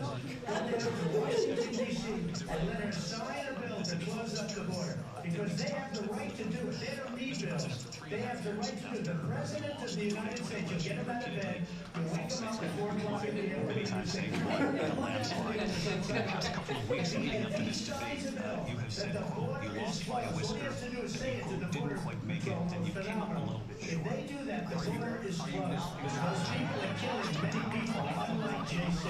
We talked immigration here tonight. I want to focus on this next issue because it really brings us this into focus, truth in these times that we're living in. Mr. President, for 3.5 years after you lost the 2020 election, you repeatedly falsely claimed that you won, but many times saying you won in a landslide. In the past couple of weeks leading up to this debate, you have said, quote, you lost by a whisker, that you, quote, didn't quite make it, that you came up a little bit short. Are you now acknowledging that you lost in 2020?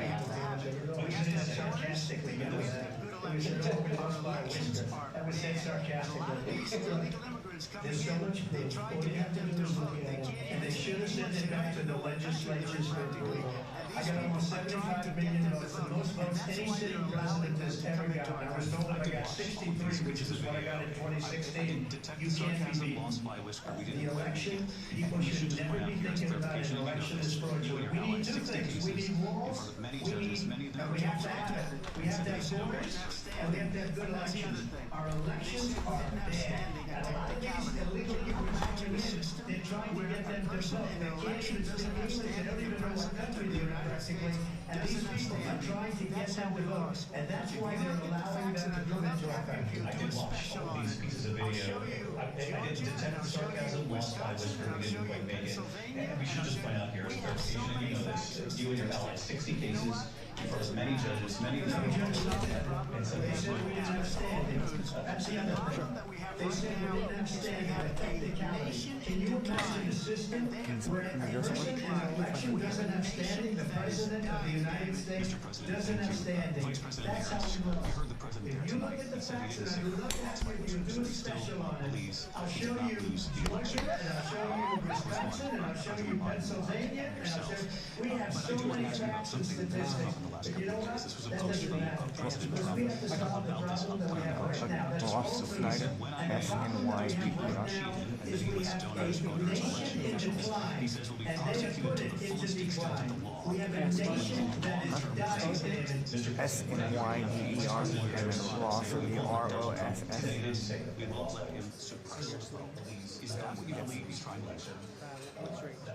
Donald Trump was fired by 81 million people. So let's be clear about that. And clearly he is having a very difficult time processing that. I thought it was interesting. He didn't really answer the question on abortion. I figured he might have. I was hoping he'd try to at least say no on the National Abortion Day. And then Harris baited him into the whole rally situation, which isn't his topic. If he sticks to the policy, I feel like he beats him. Like if she baits him into something, he'll just take it. Doesn't answer the question. He answered the question. He did really well for about 15 minutes. If he answers the question, it's fine. If she baits him into something, he'll take it every time. Over and over again are court cases you have lost because you did in fact lose that election. It leads one to believe that perhaps we do not have I was hoping it mentioned his actual plan, which is Agenda 47. Because he's not using Project 2025. That's John McAfee. And all that. It's like the Heritage Foundation on steroids. He's not doing that. He's doing Agenda 47. He's had a plan out for a year now. He's never mentioned Project 2025 is out there. But he's never looked at it. If you look at it, Agenda 47, he said that multiple times, and he's stuck with that. the whole time. Back as president. So that's why I wish he pushed back on that. He should have pushed back on that. He should have pushed back on abortion. He'd probably be winning. Was afraid of her. Look at what's going on with North Korea, by the way. Not the best. Just because he's sticking to immigration, which is the best topic. But he's got to stick to what the actual question is. And do that. If he does that, he's doing fine. He's going to a snake round right now. So, and especially on the border, you could have mentioned the fact that he didn't sign the, or he didn't want them to sign in Congress. He didn't want to sign the bill because of all the stuff that was extra in the bill. Should have mentioned that. He's missed a lot of opportunities to push back against Harris. And you could mention that, well, she's been in office for 3 years. What have you done? He hasn't mentioned that yet. I feel like it's the most pretty obvious, obvious lie. You're in office. What do you get? They threw him out. She got 0 votes. And when she ran, she was the first one to leave because she failed. Well, I think. And now she's well, she's lied for years about that. She's already admitted even. Senator Sanders said today, I think it was yesterday, she's like, well, she's being pragmatic and changing her views to win the election. I mean, that's what she's been doing for years. So she's changed her views. He's changed his views on a couple things. But he's been on the way he won in 2016 was immigration, trade, and no more foreign war. And having his first thing in office in 2016 was the war. And when they had, I forget how many barrels of oil he had, but he had the cheapest amount of barrels of oil, the most barrels of oil, and the usage of oil is now depleted for the Biden administration. But he didn't mention that because he missed a chance. He's missed a bunch of chances. I mean, he's got a chance to recover, but he's missed a bunch of chances to push back a lot of things. Simply attending a concert. Women were They're doing pretty well. I think the fact that it's muted mics is actually helping Trump because he doesn't have to interject as much. Because in 2020, the first debate was just a nightmare, and he lost the debate that way just because it was just a constant attack fest. So I think that's actually pretty decent. Mothers. What we know is that this war must end. Well, I think it's debate at this point, because 90% Trump people are going to say he won. Harris people are going to say he won. I don't think there's a viral moment yet that might sway something. Because in the Clinton debate, it was a viral moment, and nobody remembers the rest of it. He had 2 of them in the first 2. Nobody remembers the fact that they do. The Access Hollywood tape came out, and he brought out the accusers of Bill Clinton because they sat him right there in the front row. And then he's like, well, if I was in office, he'd be in jail. That's the only thing I remember about the whole debate. That debate went an hour and a half. So if you get that, you're set. But nothing's happened yet. So I think it could be that's which I think would be fine for him. Where we can rebuild Gaza, where the Palestinians have security, self-determination, and the dignity they so rightly deserve. President Trump, how would you negotiate? Who do I think I'm going to vote for? Trump. And also Hamas in order to get the hostages out and 100%. Well, it's just because I feel like he's been the most consistent on now for the primary. I probably would have gone actually with Vivek. Remember swapping because he's the most consistent and has a plan to do it. Now Trump has a plan to do it, and hopefully he could bring into that to do some things. But that's who I probably would have gone with. So hopefully he can, because he's a younger Trump, and he's got a bunch of plans. Maybe too much of a plan. But he's doing pretty well. And then you can, especially on this issue, you can mention the fact they've been the Democrats have been anti-Semitic for years. I mean, they've got college campuses riled up about the fact that she and Joe Biden, although nobody mentions Joe Biden because they think he's basically non-existent at this point. So you could just, if you hook Kamala Harris, Joe Biden, this election vote, all you have to do, you frame it the correct way. You frame Clinton like a criminal. You can't do that because they're going to say he's a criminal. But I mean, you can easily say that he's got, a boost in the fact that he got convicted, which is true. But you framed it in a way that Clinton is a globalist criminal fraud. And you could do the same thing. She's a San Francisco liberal who, I wouldn't say she's a Marxist. I'd say, I hate the word Marxist, actually.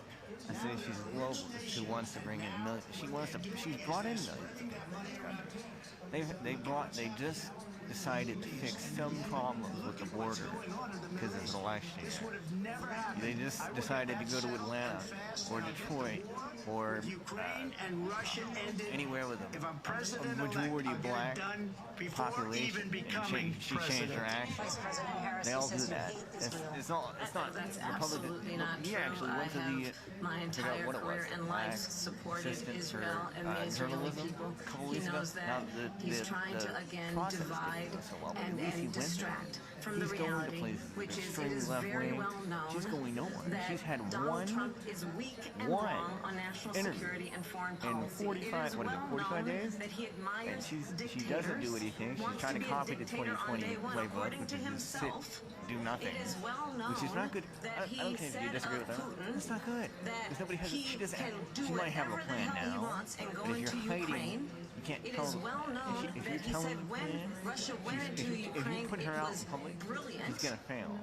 She's a word salad savant. She's really good at it. Letters with Kim Jong-un, and it is absolutely well known that these dictators and autocrats are rooting for you to be president again because they're so I think clear. she's just going to push the They fact can that she's a manipulate prosecutor you and with he's a flattery and favors. So it's just, and that is why he could do a so lot many more military leaders who you have worked with have told me you are a disgrace. That is why we understand that we have to have a president who is not consistently weak and wrong on national security, including the importance of upholding and respecting in highest regard our military. Vice President Harris, thank you. And she's the one that caused it. That's weak on national security by allowing every nation last month for the year, 168 different countries sending people into our country. Their crime rates are way down. Putin endorsed her last week, said, I hope she wins. And I think he meant it. Because what he's gotten away with is absolutely incredible. It wouldn't have happened with me. The leaders of other countries think that they're weak and incompetent, and they are. They're grossly incompetent. And I just ask one question. Why does Biden go in and kill the Keystone Pipeline and approve the single biggest deal that Russia's ever made, Nord Stream 2, the biggest pipeline anywhere in the world going to Germany and all over Europe? Because they're weak and they're ineffective. And Biden, by the way, gets paid a lot of money. Thank you. We have a lot of issues to get to. We'll be right back with much more of this historic ABC News presidential debate from the National Constitution Center right here in Philadelphia.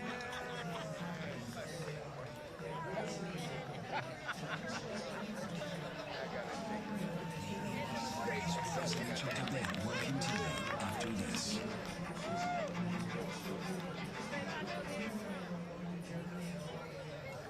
Why has America accepted the wait for payday? When life doesn't wait for you to get paid. Introducing MyPay from Chime, a revolutionary new way of getting your pay when you want. Get up to $500 of your pay before payday. No interest, no credit check, no mandatory fees. And any day is payday. It's a good day. With MyPay.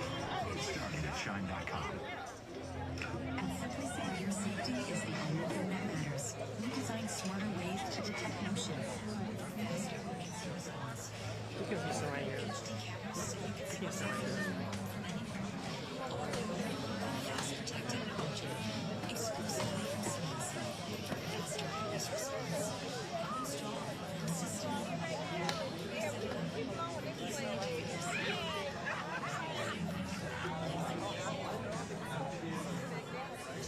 Taking step forward, you're getting some Don't forget to add sausage to pasta.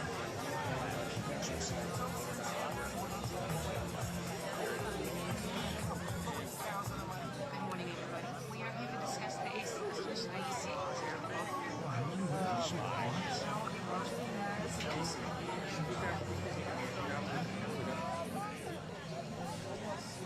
Actually, step back for me. Where you want it. And face me right here. There we go.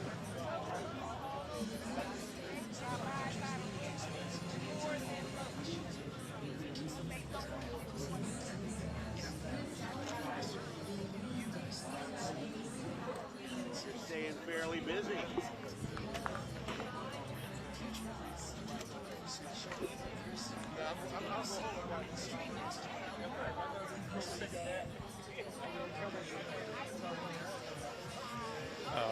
My name is Mitchell Gaither, Mitchellgello. Gaither. And can you tell me your age? I'm 20. And where do you live? What city? What city do you live? I live in Charlotte. And you're a student at? University of Charlotte. Tell me, what do you think about Trump's performance tonight so far? I think it's been pretty good. I think he did better just from looking at last debate. Obviously, it's different circumstances, you know, being versus Biden and now Kamala. So I think it's been interesting to watch. There's been certain things that, like, I feel like that he kind of gelled too much in, you know. It's kind of like they talk too much about, like, the border. I feel like there's other issues such as, you know, inflation and, like, just safety and certain things. Do you think I spoke to another person like here, and he told me maybe he's using his chants. It's like some of the best things that he's done. How do you compare his performance from past debates? From past debates, I feel like as of the last debate, he's been a lot less, like, fiery, and, like, he's been a lot more, you know, his temperament's a lot calmer. He hasn't been as, like, aggressive as he was in the past, which I feel like is a benefit. But he still has his moments, and I feel like this debate, he's shown it more. How do you think Harris is performing against him tonight? Better than I thought, but I still think, you know, she kind of stuck to a lot of the talking points. You know, he would say things like, I don't endorse Project 2025 or something, and she would say, well, you do. But, you know, like, it's kind of like a he said, she said situation. And so you kind of just have to take one of them at their word. And I feel like it's just, I wish she would, you know, instead of going off talking points, you know, kind of go off of what he said and say, well, I don't like this or something, instead of saying, like, the traditional talking points of her side or something. I noticed your reaction when Harry was talking about energy and oil. Maybe I felt like you were reacting like you really did not agree with what she was saying. Tell me about that. Yeah, so I think for energy, you know, the first day that Biden was in office, they shut down, I'm pretty sure it was the Keystone Pipeline, and later on they, First name's Doug. I don't know how that went off with the pipeline in Russia. I don't know all the details on that, but I know that they didn't, like, fight it or anything. I don't know if they could have fought it because a lot of, you know, countries are involved in global affairs, but I do know for a fact that, like, she's been very, you know, like, we would say liberal in her policies on energy, you know, saying that, like, the only answer is, like, non-fossil fuels and certain things. I'm a registered voter. So tell me, you told me that you feel like Harris was performing a little better than you thought. Without a doubt. Can you tell me about what areas do you like basically, she seems more likable. I guess the only real comparison for a debate was her versus Mike Pence, and I feel like against Mike Pence, she kind of took a lot of things to heart, and this time she is being less, I guess, like, hateable. I don't know. She just seems more likable than she was, but her policy has been quite clear. Is there something Mr. Trump has done nothing to go back to say mainly about just about like safety and how we can restore safety. You know, a lot of crime is like theft has been going up for before he was even president.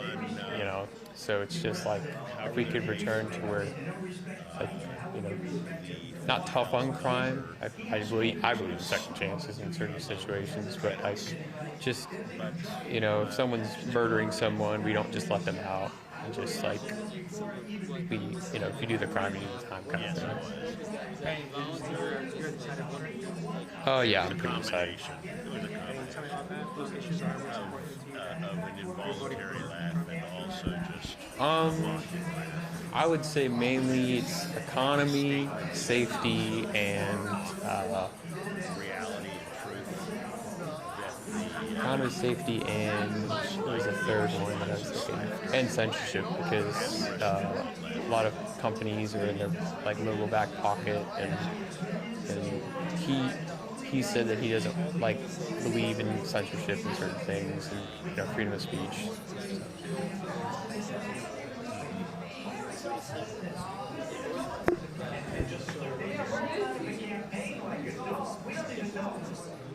Well, I think what she has done, in my mind, should be sufficient to begin to convince them. The other side of that, I actually have a difficult time understanding how people are supporting Mr. Trump at this point. In listening to what I hear, personal defense, not caring about those who are around him, it just is, it leaves me kind of stunned. As a pastor, I can't understand how people who would claim the faith that I do could possibly provide him support. Anything I didn't ask you that you had? I think I've probably dug my hole deep enough. All right, thank you. See you. All right. Yeah. I'm a reporter for these things. I'd love to talk to one of you. More importantly, what I'm enjoying, first of all, is seeing engaged individuals here. Yeah, just look at me, not the light. What's your name? Robert Dixon. R-O-B-E-R-T? Correct. D-I-X-O-N? Correct. Okay, and how old are you?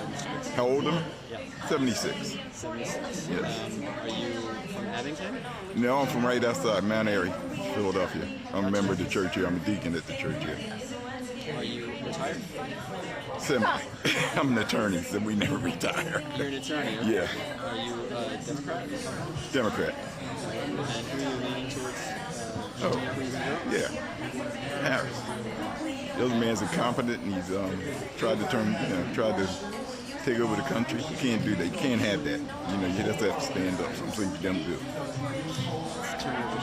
Okay. Away from. Okay.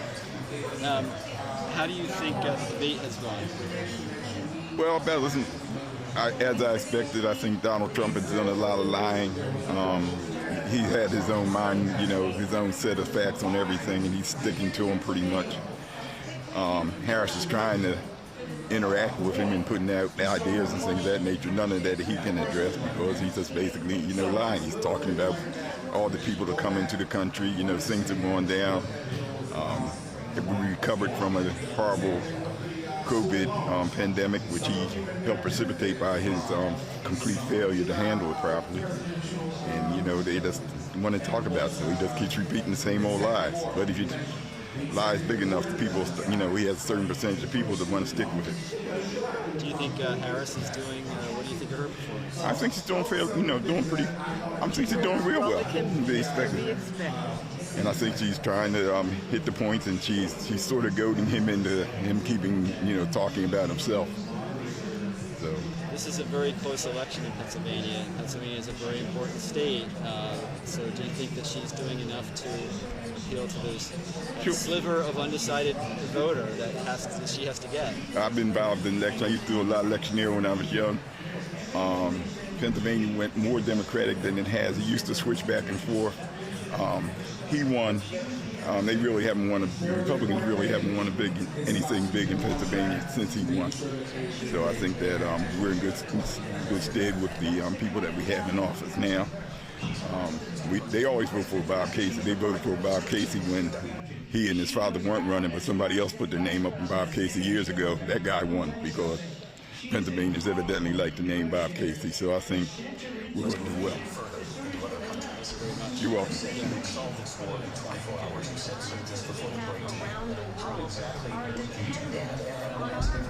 Look out for our friends and not favor our enemies because you adore strongmen instead of caring about democracy. And that is very much what is at stake here. The President of the United States is Commander-in-Chief, and the American people have a right to rely on a president who understands the significance of America's role and responsibility in terms of ensuring that there is stability and ensuring we stand up for our principles and not sell them for the benefit of personal flattery. You talked about Ukraine and Vladimir Putin. I do want to talk about Afghanistan. It came up in the first hour of this debate. I want to move on to Afghanistan. Said Trump did the most amazing thing I've ever seen. He got these countries, the 28 countries at the time, to pay up. He said, I've never seen, he's the head of NATO. He said, I've never seen. For years, we were paying almost all of NATO. We were being ripped off by European nations, both on trade and on NATO. I got them to pay up by saying one of the statements you made before, if you don't pay, we're not going to protect you. Otherwise, we would have never gotten it. He said it was one of the most incredible jobs that he's ever seen done. Thank you. I want to turn to Afghanistan. It came up in the first hour of the debate, and we witnessed a poignant moment today on Capitol Hill, honoring the soldiers who died in the chaotic withdrawal from Afghanistan. I do want to ask the Vice President, do you believe you bear any responsibility in the way that withdrawal played out?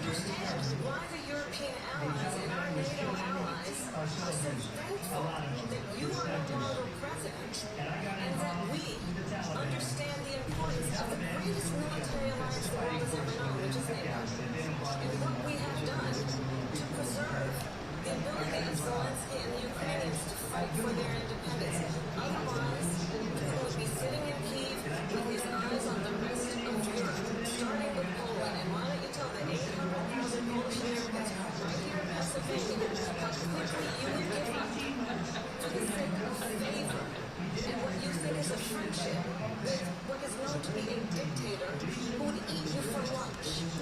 Vice President Harris actually confirmed both of you on Confronting tonight. Afghanistan came up in the last hour. I wanted to respond to something you said earlier. So now, please, I'll let them know. I've lost 300,000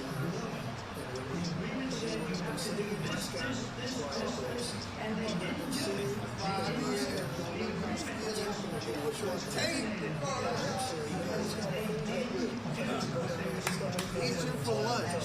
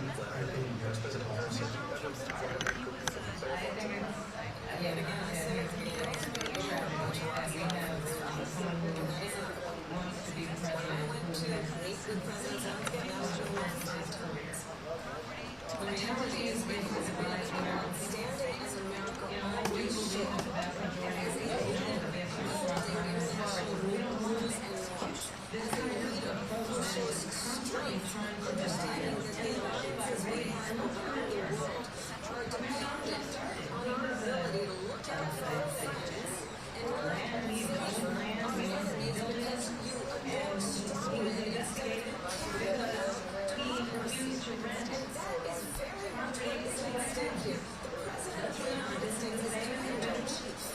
And the American people have a right to rely on a president who understands the significance of America's own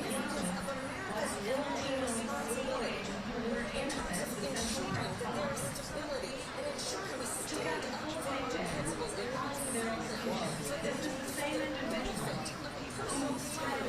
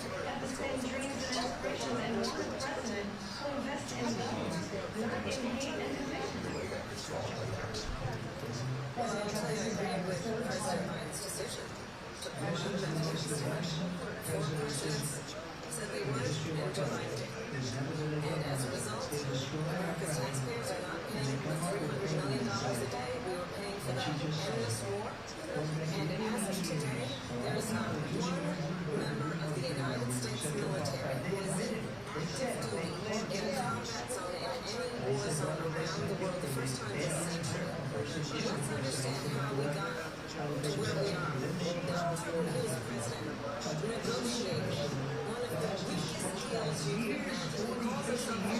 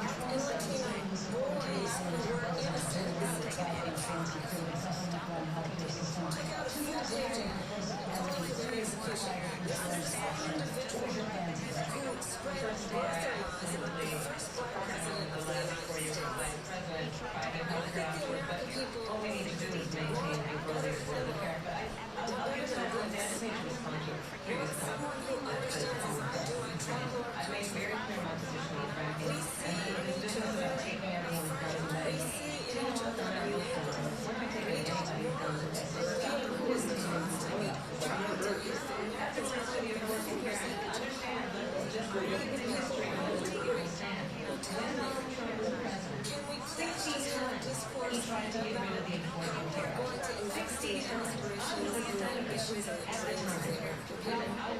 Meaning that regardless of people's color or the age or whatever space we all have the same dreams and aspirations that our president who invested in those, not in hate and division.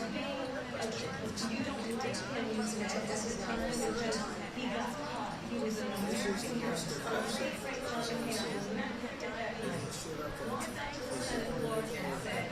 No, you don't.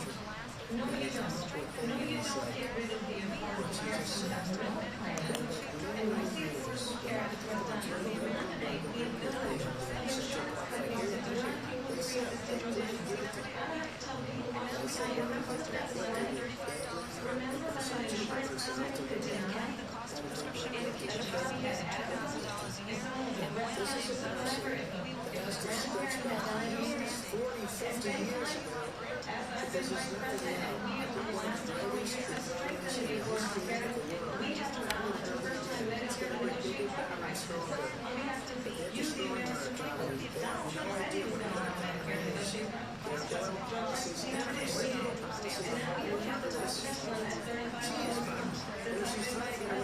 We have capital contribution at $2,000 a year. And we will do that for all who are understanding this is the value I bring to it.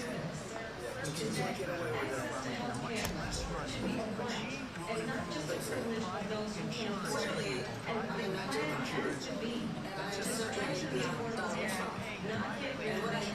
Is a new generation that can afford it. One of the ways what is possible, what brings us optimism, what we can do instead of always disparaging the American people. I believe in what we can do to strengthen our small businesses, which is why I have a plan. Let's talk about plans and let's compare the plans. I have a plan to get started businesses $50,000 tax deduction to pursue their ambitions, their innovation, their ideas, their hard work. I have $6,000 for young families for the first year of your child's life to help you either obstacle station your child's development. I have a plan that is about allowing people to be able to pursue what has been fleeting in terms of their American dream, but offering we have down payment of $25,000 down payment assistance for first-time home buyers. That's the kind of conversation I believe, David, that people really want tonight, as opposed to a conversation that is constantly about belittling and blaming extreme weather. Let's deal with the pain.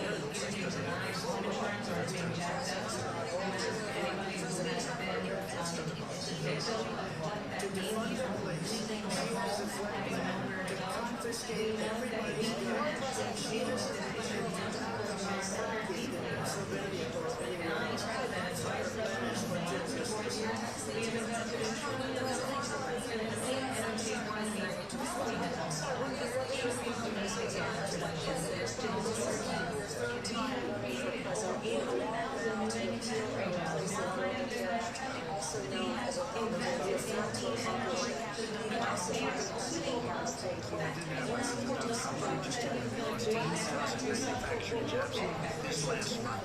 It's growing. They're all leaving. They're building big oil plants in Mexico, in many cases owned by China. They're building these massive plants, and they think they're going to sell their cars to the United States because of these fees they're doing. What they have given to China is unbelievable. We're not going to let them put tariffs on those cars so they can't come into our country because they will kill United Auto Workers and any auto worker, whether it's in Detroit or South Carolina or any other places. What they've done to business and manufacturing in this country is as good as it can be. Things they pay for to oil, they lost oil to pay for this. There's a huge benefit. Everything the United States is good to do is let it drive and let it go away. Again, just to say that I told my deal that this people in various different countries could be people that can't pay these taxes because we're not the people in China. What do and so they get to really have it. So if this is what we're doing, this house special. I had a cheap strategy. Do I say that manufacturing is good as it can be? Say you and I say I did the right thing, but it's still never going to be it's too expensive for people. And what we will do is we're looking at different plans. If we can come up with a plan that's going to cost our people, our population, less money and be better health care than Obamacare, then I will absolutely do it. But until then, I'd run it as good as it can be. So just yes, I understand.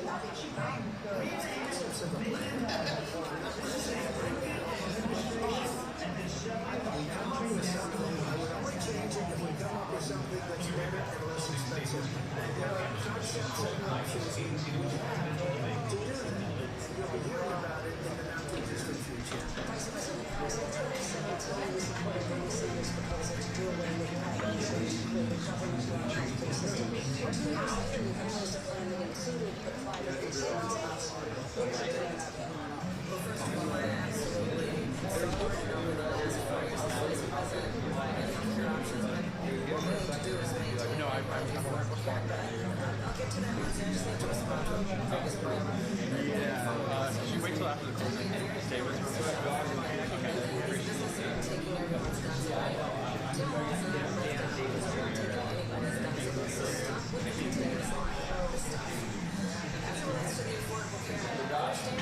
Just look at the history, where people stand. And Donald Trump was president. 60 times he tried to get rid of these affordable care. 60 times. I was a senator at the time. I will never forget the early morning hours when it was up from the United States. John McCain, who you have disparaged as being, you don't like him, you said at the time, because he got caught. He was an American hero. The late, great John McCain, I will never forget that night, walked onto the Senate floor and said, no, you don't. No, you don't. No, you don't get rid of the Affordable Care Act. You have no plan. And what the Affordable Care Act has done is eliminate the ability of insurance companies to deny people. Oh, you did. Yeah, I know how it is. I took film in high school. Yeah, I know. Remember when an insurance company could deny if a child had asthma, if someone was a breast cancer survivor, if a grandparent had diabetes? And thankfully, as I've been vice president, and we over the last 4 years have strengthened the Affordable Care Act, we have allowed for the first time Medicare to negotiate drug prices on behalf of you, the American people. Donald Trump said he was going to allow Medicare to negotiate drug prices. He never did. We did. And now we have capped the cost of insulin at $35 a month. Since I've been vice president, we have capped the cost of prescription medication for seniors at $2,000 a year. And when I am president, we will do that for all people, understanding that the value I bring to this is that access to health care should be a right and not just a privilege of those who can afford it. And the plan has to be to strengthen the Affordable Care Act, not get rid of it. Vice President Ross, in terms of where Donald Trump stands on it. I want to move to an issue that's important for a lot of Mistake. Number one, John McCain fought Obamacare for 10 years. It wasn't only him. It was all of the Democrats that kept it going. And you know what? We can do much better than Obamacare, much less money. But she won't improve private insurance for people, private medical insurance. That's another thing she doesn't want to do. People are paying privately for insurance that have worked hard and made money, and they want to have private. She wants everybody to be on government insurance where you wait 6 months for an operation that you need to be. President Trump, thank you. We have another issue that we'd like to go to that's important for a number of Americans, in particular younger voters, and that's climate change. President Trump, with regard to the environment, you say that we have to have clean air and clean water. Vice President Harris, you call climate change an existential threat. The question to you both tonight is, what would you do to fight climate change? And Vice President Harris, we'll start with you, 1 minute for each. Well, the former president has said that climate change is a hoax. And what we know is that it is very real. You ask anyone who lives in a state who has experienced these extreme weather occurrences, who now is either being denied home insurance or it's being jacked up. You ask anybody who has been the victim of what that means in terms of losing their home, having nowhere to go. We know that we can actually deal with this issue. The young people of America care deeply about this issue. And I am proud that as Vice President over the last 4 years, we have invested $1 trillion in a clean energy economy, while we have also increased domestic gas production to historic levels. We have created over 800,000 new manufacturing jobs while I have been Vice President. We have invested in clean energy to the point that we are opening up factories around the world. Donald Trump said he was going to create manufacturing jobs. He lost manufacturing jobs. And I'm also proud to have the endorsement of the United Auto Workers and Chants, who also know that part of building a clean energy economy includes investing in American-made products, American automobiles. It includes growing what we can do around American manufacturing and opening up auto plants, not closing them like happened under Donald Trump. President Harris, thank you. It didn't happen under Donald Trump. Let me just tell you, they lost 10,000 manufacturing jobs this last month. It's going, they're all leaving. They're building big auto plants in Mexico, in many cases owned by China. They're building these massive plants, and they think they're going to sell their cars into the United States because of these people. What they have given to China is unbelievable, but we're not going to let that. We'll put tariffs on those cars so they can't come into our country, because they will kill the United Auto Workers and any auto worker, whether it's in Detroit or South Carolina or any other place. What they've done to business and manufacturing in this country is horrible. We have nothing because they refuse. You know, Biden doesn't go after people because supposedly China paid him millions of dollars. He's afraid to do it between him and his son. They get all this money from Ukraine. They get all this money from all of these different countries. And then you wonder, why is he so loyal to this one, that one, Ukraine, China? Why is he? Why did he get $3.5 million from the mayor of Moscow's wife? Why did she pay him $3.5 million? This is a crooked administration, and they're selling our country down the tubes. President Trump, thank you. Thank you. We'll be right back with closing statements from both of our candidates. An historic night, this ABC News presidential debate from Philadelphia. Investing right now in Union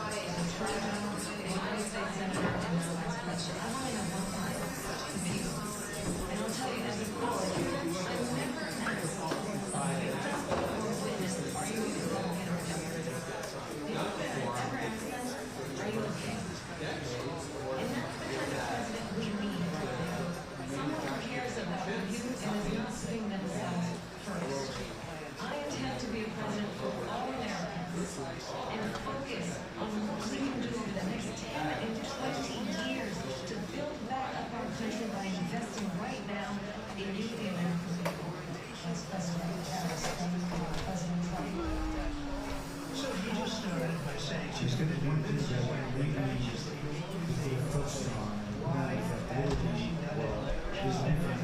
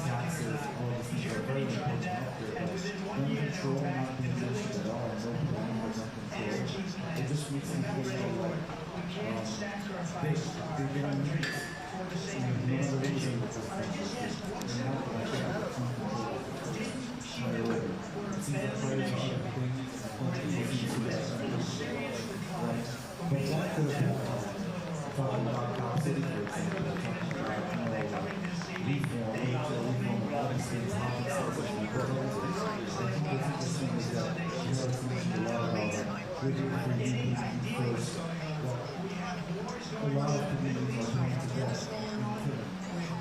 by guns, whether it's the shooters or whether it's the police. So I would hope there are good questions or maybe a plan. I'm not defunding the police because they're never going to defund the police. Somebody is see. But like reforming education, police officer reforming licenses for guns instead of just making them out. I don't think it's that difficult to, make licenses and certifications to perform for just giving that gun, especially with what happened. So I'm curious why that has not been brought up, but questions on nations potentially pets. As a state, like, that's how it works from the get-go. Talking about immigrants, that's what you're focusing on, like the war, immigrants potentially cooking dogs and cats and things like that is a problem. You have some why should they do that when you brought up the control? They brought up gun control. Why didn't the mothers and the widows talking about, well, what plan do we have for gun control?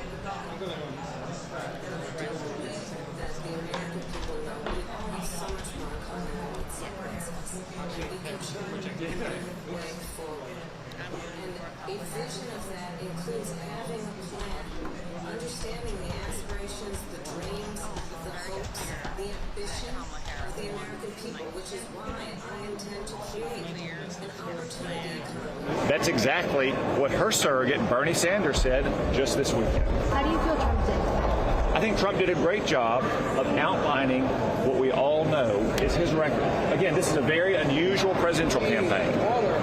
Both candidates have been in the White House. For the first time in 100 years, we have a candidate who has a record as president. And that record was stable prices, higher wages, a secure border, and a peaceful, stable world. With Joe Biden, Kamala Harris, everything has gone to hell. Prices are at record highs, wages are stagnant, the border is wide open, illegal immigrants are flooding our country, and we have war breaking out all around the world. On Fox News, Brit Hume, just said, let's face it, this is a direct quote, let's face it, Trump had a bad night. Do you disagree? Well, I haven't seen any of the other commentary. I think President Trump laid out a clear contrast between his record as president and Kamala Harris's failed record as the vice president. What Kamala Harris couldn't do, remember, time after time, she could not answer simple questions. Are people better off now than they were 4 years ago? No. Will you support any restrictions on abortion at all in months 7, 8, or even 9? No. Why? Because people aren't better off. Because she does have a radical position on abortion. Because they have no plan to address inflation. They have no plan to close and secure our border on issue after issue. Is he not just the angry Trump? President Trump pointed it out.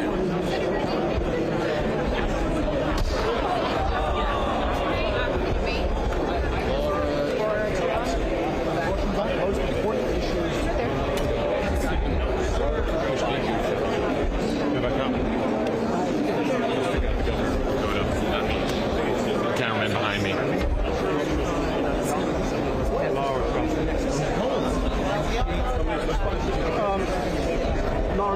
Laura, David Brody here. What would you say?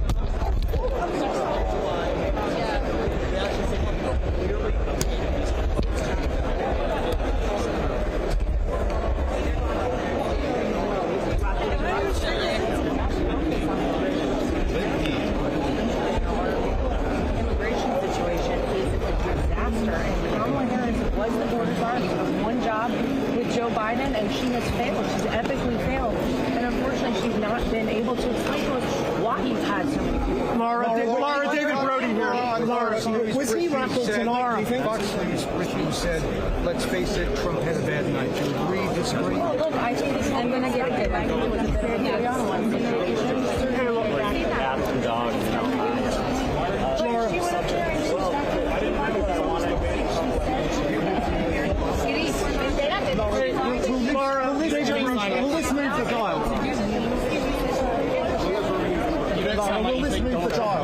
Hey, Laura, David Brody. I think he had a night that we expected to see, which is that Donald Trump was 4 years in the White House. We all remember how our lives were then. Kamala Harris has been there for 4 years, and I think she says she wants to do. Why hasn't she brought down inflation? Why hasn't she closed the border? Why hasn't she been able to end the Ukraine-Russia conflict? Why did you see Israel? Come here and say that Donald Trump had a great night. I think he had a fine night. I think this was a night that was absolutely necessary, and I am so happy we finally got to see these two people on a stage. I wish we had 2 more debates. We usually have 3 presidential debates. Kamala Harris has said she only wants 1 so far. Donald Trump would certainly be willing to do another Laura, debate. David Brody here. Real quick, what's your message? How the questions today? Well, I think it was rather unfortunate that it felt like it was an attack session on Donald Trump. I think he had a lot of great points, a lot of great things to say. He had to hold Kamala Harris accountable because, unfortunately, didn't feel like they did a whole lot of that. How do you think Donald Trump is today? I think it was a debate that was very necessary to the Americans. Keep going. I feel like there's a bit of a three-way debate. Moderated Kamala Harris against Donald Trump, but he was able to remind the American people that Kamala Harris has been in the White House for 4 years alongside Joe Biden. And unfortunately for the American people in the world, she hasn't done any of the things she said she would be able to do. The idea that she would be able to accomplish anything for 4 years in the White House is absolutely a disaster for this country. To focus so much on the issue of Donald Trump crystal clear and not the fact that people can't afford it. But he won't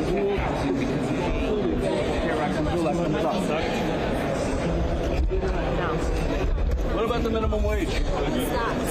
Well, there have been a lot of issues in this country based on illegal immigration, and because of that, people are suffering. And one of the places they're suffering is in Ohio. Now, to what extent, I'm not totally sure, but that is a story that a lot of people have been talking about. Laura, what about the minimum wage? Should it go up? I think you'll have to ask him his direct standpoint on that. I don't think we heard enough about that tonight, quite frankly. Okay. Thank you for your time. Appreciate it. Let me get out of here. Sorry.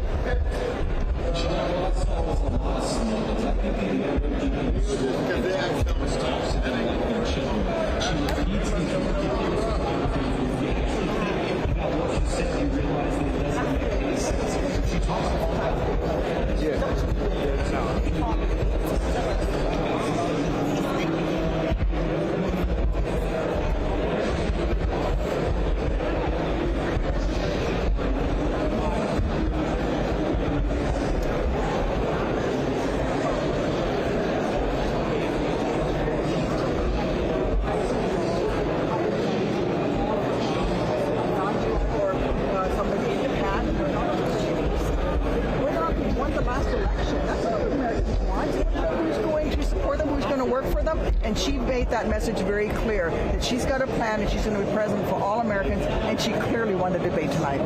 Do you think this is the last debate? Do you think there'll be more? I hope that there's another one in October. I would encourage her to do another one, but if I were Donald Trump's team, I wouldn't have put him up on against her again. Senator, do you think a lot of people know a lot more about the vice president now than they did before? Oh, I think so. I think she was very clear, plan after plan that she put into place, whether it was a tax credit for entrepreneurs, whether it was a tax credit for people who want to buy their first home, whether it was about making sure that